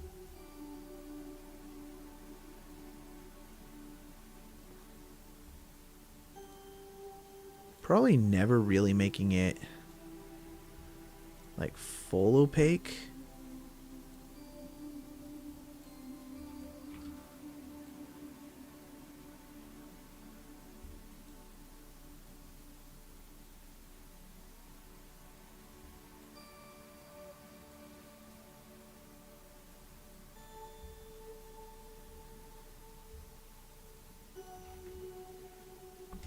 Interesting. Oh, wait a second. Is that...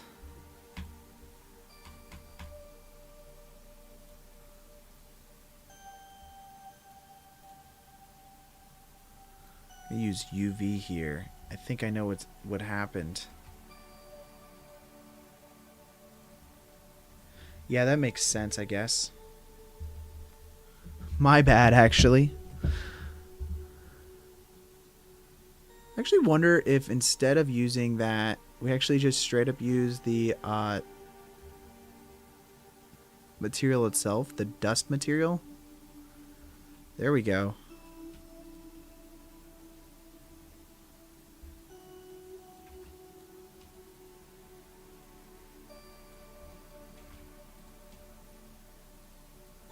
That's pretty cool. And then, yeah, this, we just need to adjust at that point. Adding in some nice little, like, surface imperfections to this robot. He lived a hard life, man. He's now a bartender at, like, you know, this fancy establishment. He ain't having it, okay? He ain't having it. I like this white paint that we ended up coming up with. So let's, this is, where's our paint? Paint. Here we go. Paint matte with the mix shader with this guy and this guy. If we just copy that, we now go over to our C Labs orange paint. We need to mix this in now. So we'll just move out our material output and then paste all of that in.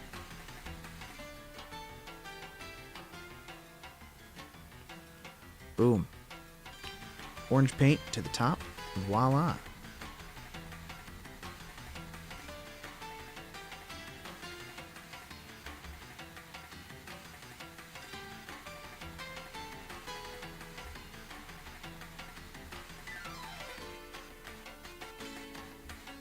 I thought I painted over it. Did I not?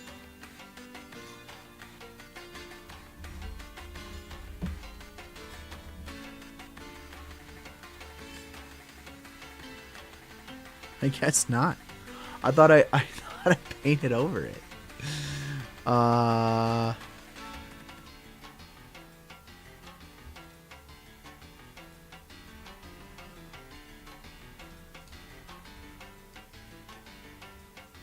See, that's the paint mask. Let's see what this is. Orange paint.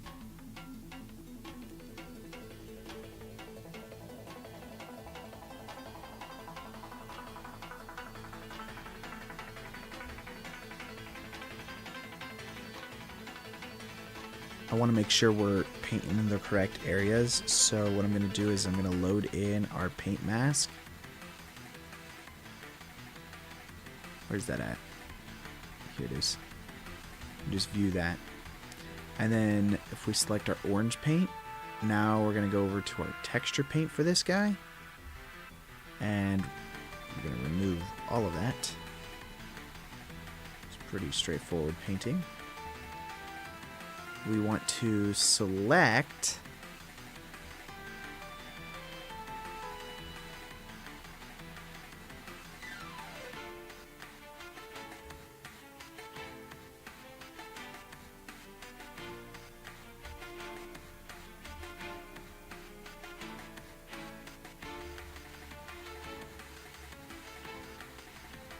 paint matte.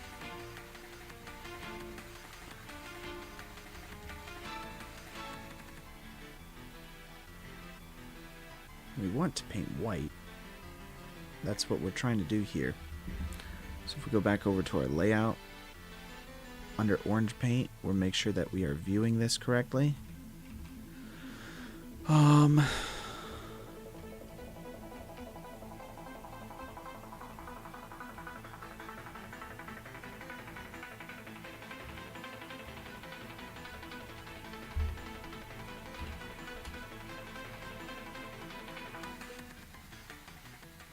Just pretty much everything over there. We just want to basically paint from here to the left. I think that's what it comes down to. Right?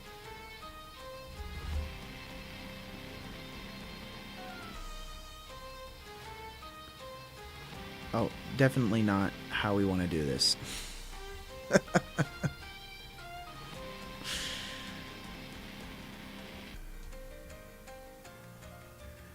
Is this probably a normals issue again, right? Let's go back over here, face orientation. It's a little bit of face orientation problems.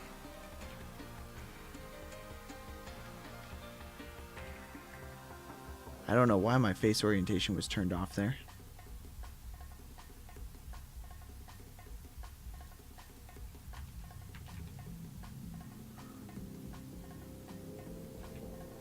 Cool. We'll go ahead and save that and then go back over to our texture paint options. Beautiful. I don't know why that was messed up before, but now it's not. So we're just going to go ahead and paint the areas in which this S exists.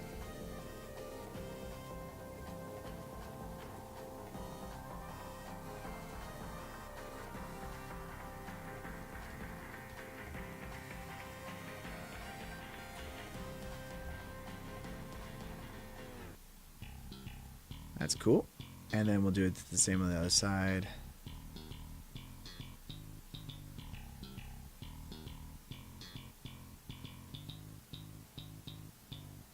Unfortunately, we're probably going to have to do this with dirt and grime and stuff like that as well, because it won't make sense to have it not. Okay, so we'll do that. Image, save. That's good. Go back over to our layout. Perfect. View our orange. View our blue.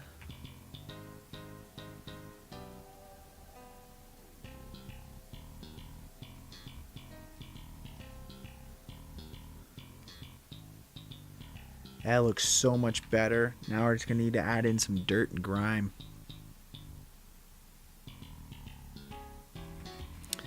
Again, probably have to get our dirt setup here. So we'll go ahead and select our dirt.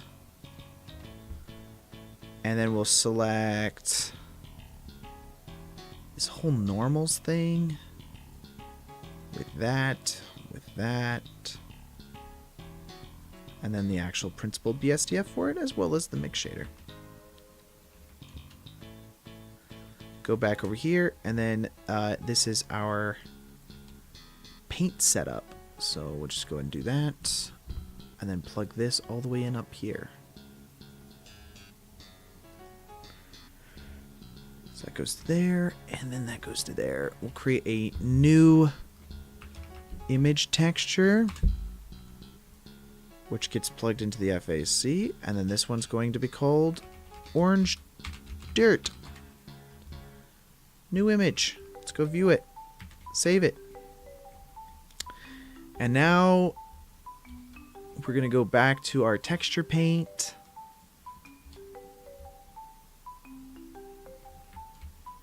And let's see. Let's make things a little easier. On our blue, we're going to make sure that we're viewing the dirt that we created, so that way it can roughly match the dirt on both stuff. So under texture paint, we should be editing not that, but orange dirt. I'm gonna select our effect here, and really it's just go through and add in a little bit of dirt pretty much everywhere. On this side, it's a little brighter, so you know.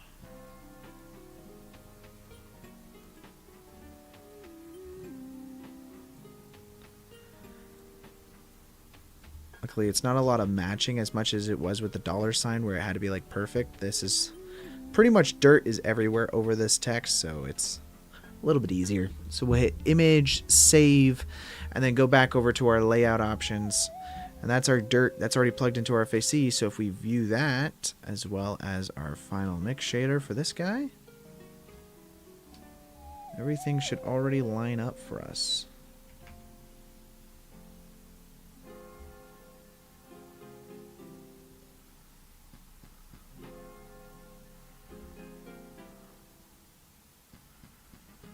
Cool. Okay, guys. You know, I'm pretty happy with that.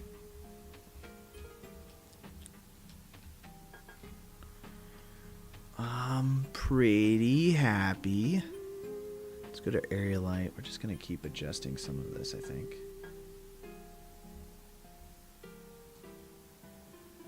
Let's make that quite a bit brighter from that angle there. And then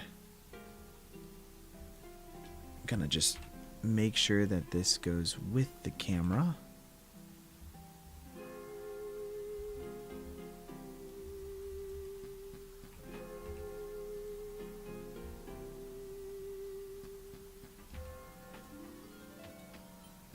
None of these lights should be animated.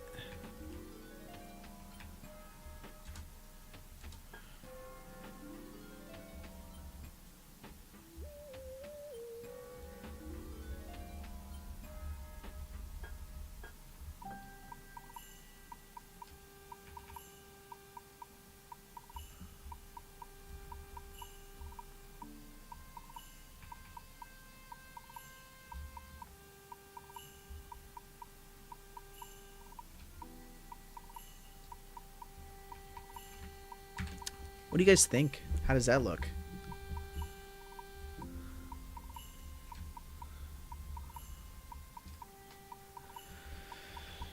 This takes a moment to update, I'll tell you that.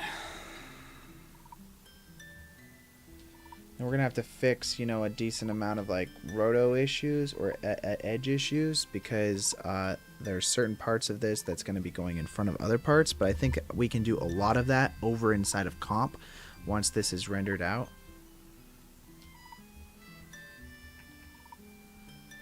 Yeah, I like this quite a bit.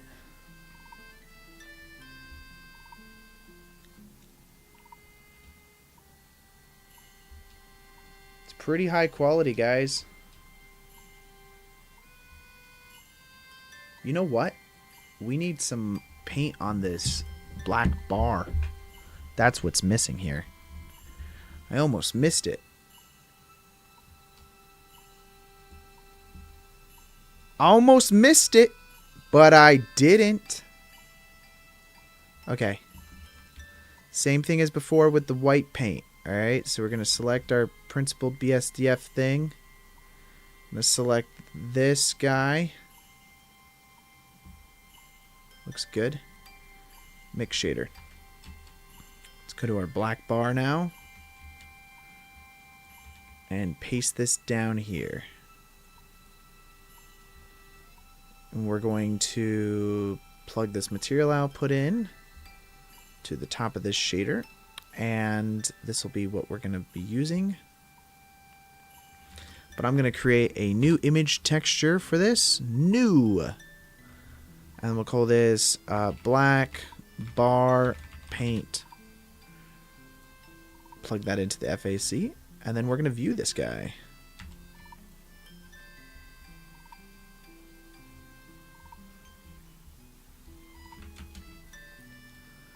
Looks good, but you think the scene is a little dark and all the details are missed? Yeah.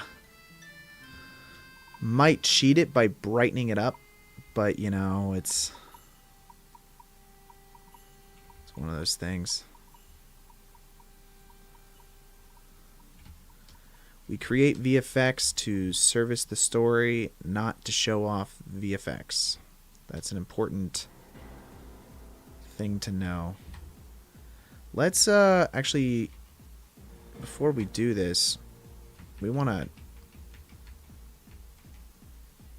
Control Z everything there. I'm going to select this all and just make sure that we're UV unwrapping it all together. There we go.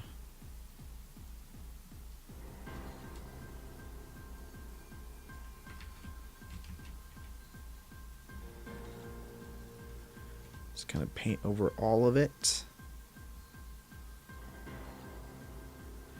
And we're going to use the black to really darken up quite a bit of it. Or at least gray it out. Just adding it, you know, some dirtish.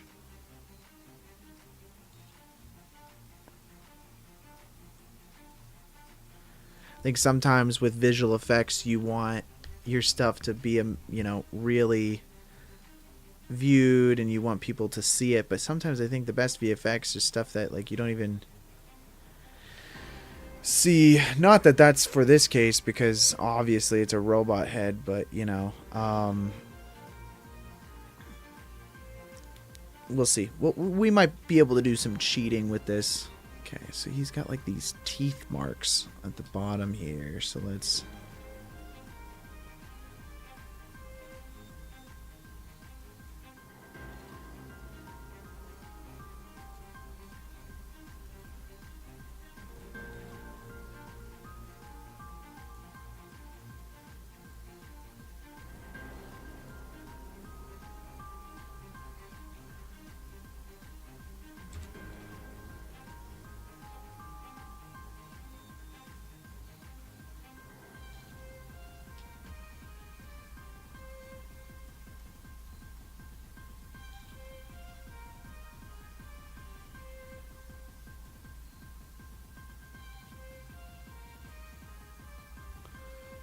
kind of like eyebrows or something like that.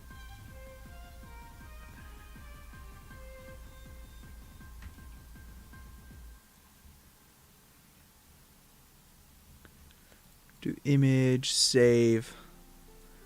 Let's just check this out.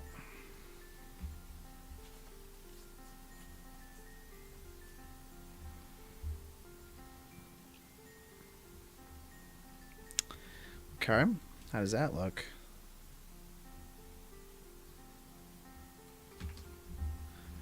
And then if we take the like a color ramp or something like that.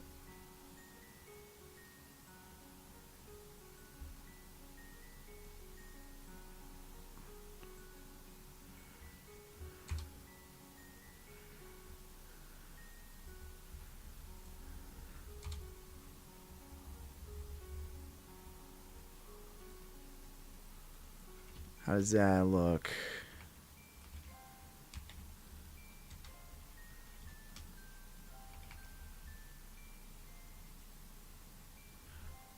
Nice. Hey, Zach, welcome into the chat. How you doing today? No one did any dad jokes today.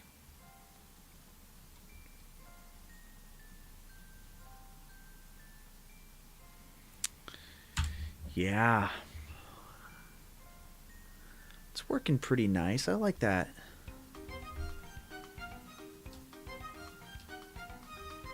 How are we feeling about the teeth, guys?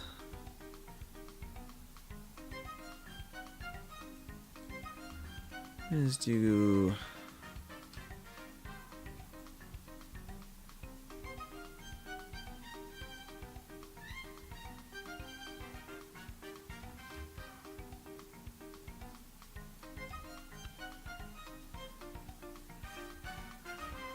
do that.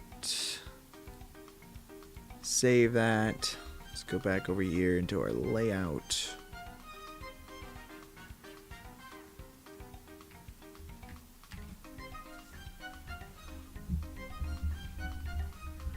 That's cool.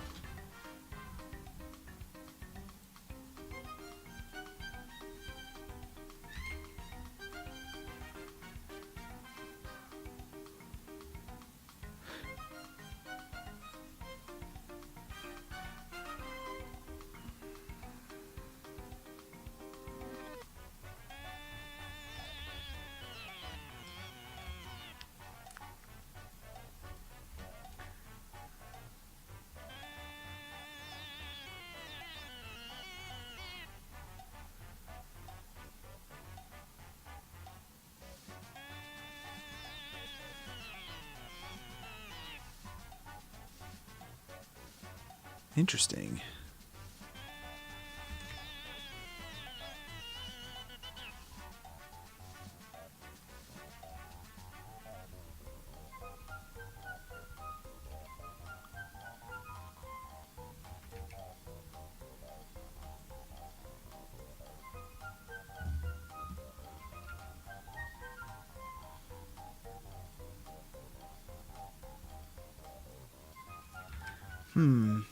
Geometry. I've actually really never used this bevel node before. I like the vertice option a little better.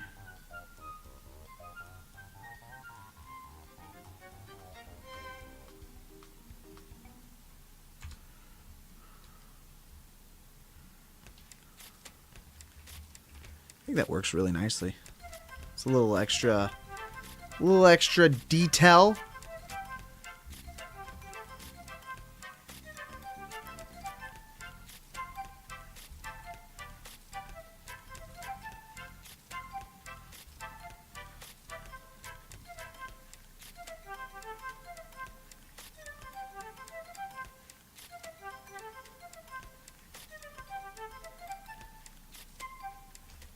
I like it.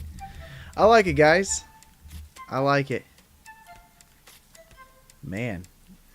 I feel like I could use this robot head for a bunch of other stuff as well.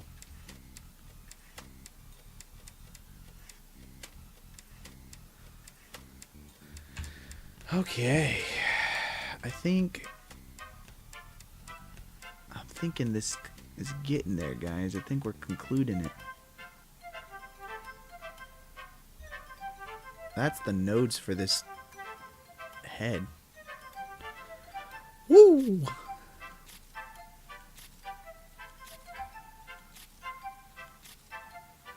That's the roughness.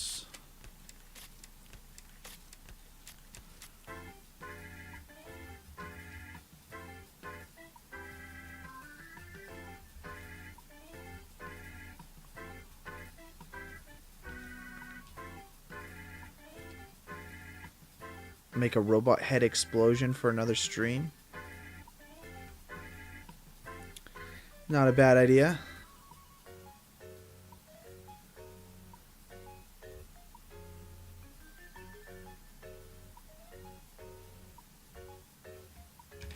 All right. I think that's where I'm putting it at for right now. I'm going to have to render this out, guys. And then from there, I will be able to... I'm going to render it out. And then from there, we'll be able to composite it. But for now, I think this concludes doing the shading and lighting inside of our stuff. I do recommend, if you guys missed part of the stream, I definitely recommend going back, watching the whole stream from start to finish. Went over some really cool ways of getting reflections and stuff. Honestly, you're probably not even going to really see that in the finished product. But it's great to know how to do that stuff because, for instance, we were able to create like reflections of our actors and everything inside of the environment to get like real proper lighting. And I think that's super important as like a ground basis to getting everything to be set up, you know, inside of your world and looking like it fits there. And then from there, you know, you can make things as reflective or as non-reflective as you want.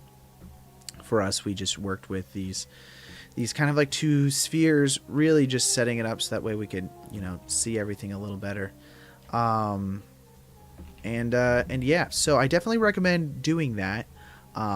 It's crazy. I think that really works nice, guys. I think that works really nice.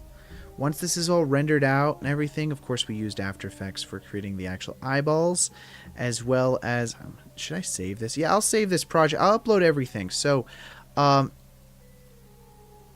going to upload this all to Patreon. I'm going to put this under my scripts folder. Call this Eyes GFX. Eyes Graphics. But as usual, I'm going to upload all the project files over onto the Patreon, so you guys can go grab those files and use them for whatever you like.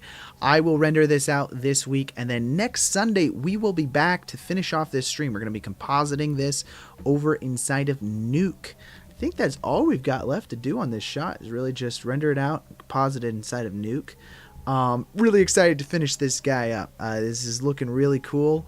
But thank you guys so much for joining today's live stream. Really appreciate it. Sticking with us. How long have we been streaming? How long have we been streaming, guys? I'm not even live on my YouTube video up here, but I think for like 3 hours. Started around 1, so about 4 hours. Good stream, guys. Thank you guys for joining. You know, if you guys are new here, make sure to hit the like button below. Also subscribe, you know, because I stream once a week. We are over 2,000 subscribers. It's pretty nuts. It's pretty awesome. But yeah. Oh, wow. Now we're getting the dad jokes? We're getting the dad jokes now? Why did the coffee file a police report? It got mugged. That's great. That's great. That's great. I do have on here a super chat goal, by the way. I don't know if it's a good super chat goal, but I was like, maybe I'll do like a gaming night stream or something like that. It's not necessarily what I do on this YouTube channel. And honestly, I don't know, like YouTube's telling me to like add goals and stuff to my streams to get like super chats and whatnot. If there's something else that you guys would find valuable for you guys, let me know what that is, and then maybe I'll add that. Maybe that'll be the goal for the next stream. I don't know. Because I was like, I don't really game, okay? You guys, any of my friends, I'm not a gamer, all right? But I could throw it down on some League of Legends or something, but that's not really the type of YouTube channel that this is. So maybe you guys have some other suggestions. I don't know. Ben, I'm pretty sure you don't want to watch me play League, do you? So you better give me some good suggestions too. But alright guys, try Dota 2. Never played it, but maybe that's the move. No League of Legends? Yeah, that's fair. That's fair. I feel like if I did do it on stream, because I can't play norms with you guys or anything like that, I would have to do like a game mode, and maybe that would be it. But honestly, still, I'm not a gamer. So if there's a different thing that you guys would like to see me do or play or whatever it might be, let me know, because I'm all about like trying out new things and doing stuff for funs, especially if it's not one of our normal streams. Like the Sunday streams are just for VFX. We only do VFX on Sundays, okay? So this would be an addition. This would be something else. But alrighty, guys. Hey, thank you so much for. If you stream MOBA, I'm not watching it. Okay, fair enough. Fair enough. Fair enough. Fair enough. All right. All right. All right. Come on, Ben. You don't want to watch me play some MOBA? I don't know. I don't know, man. I don't know. But other than that, join our Discord if you guys haven't already. Love to see some of your guys' work that you guys are doing. But I'll see you guys next week. You guys stay cool, stay creating, and don't forget to have fun while you're doing it, because that's kind of the most important part, because it ain't about anything else. All right, guys? It's only about making stuff that you enjoy doing. But see ya. Have a good one, guys. All right. Appreciate it. Bye.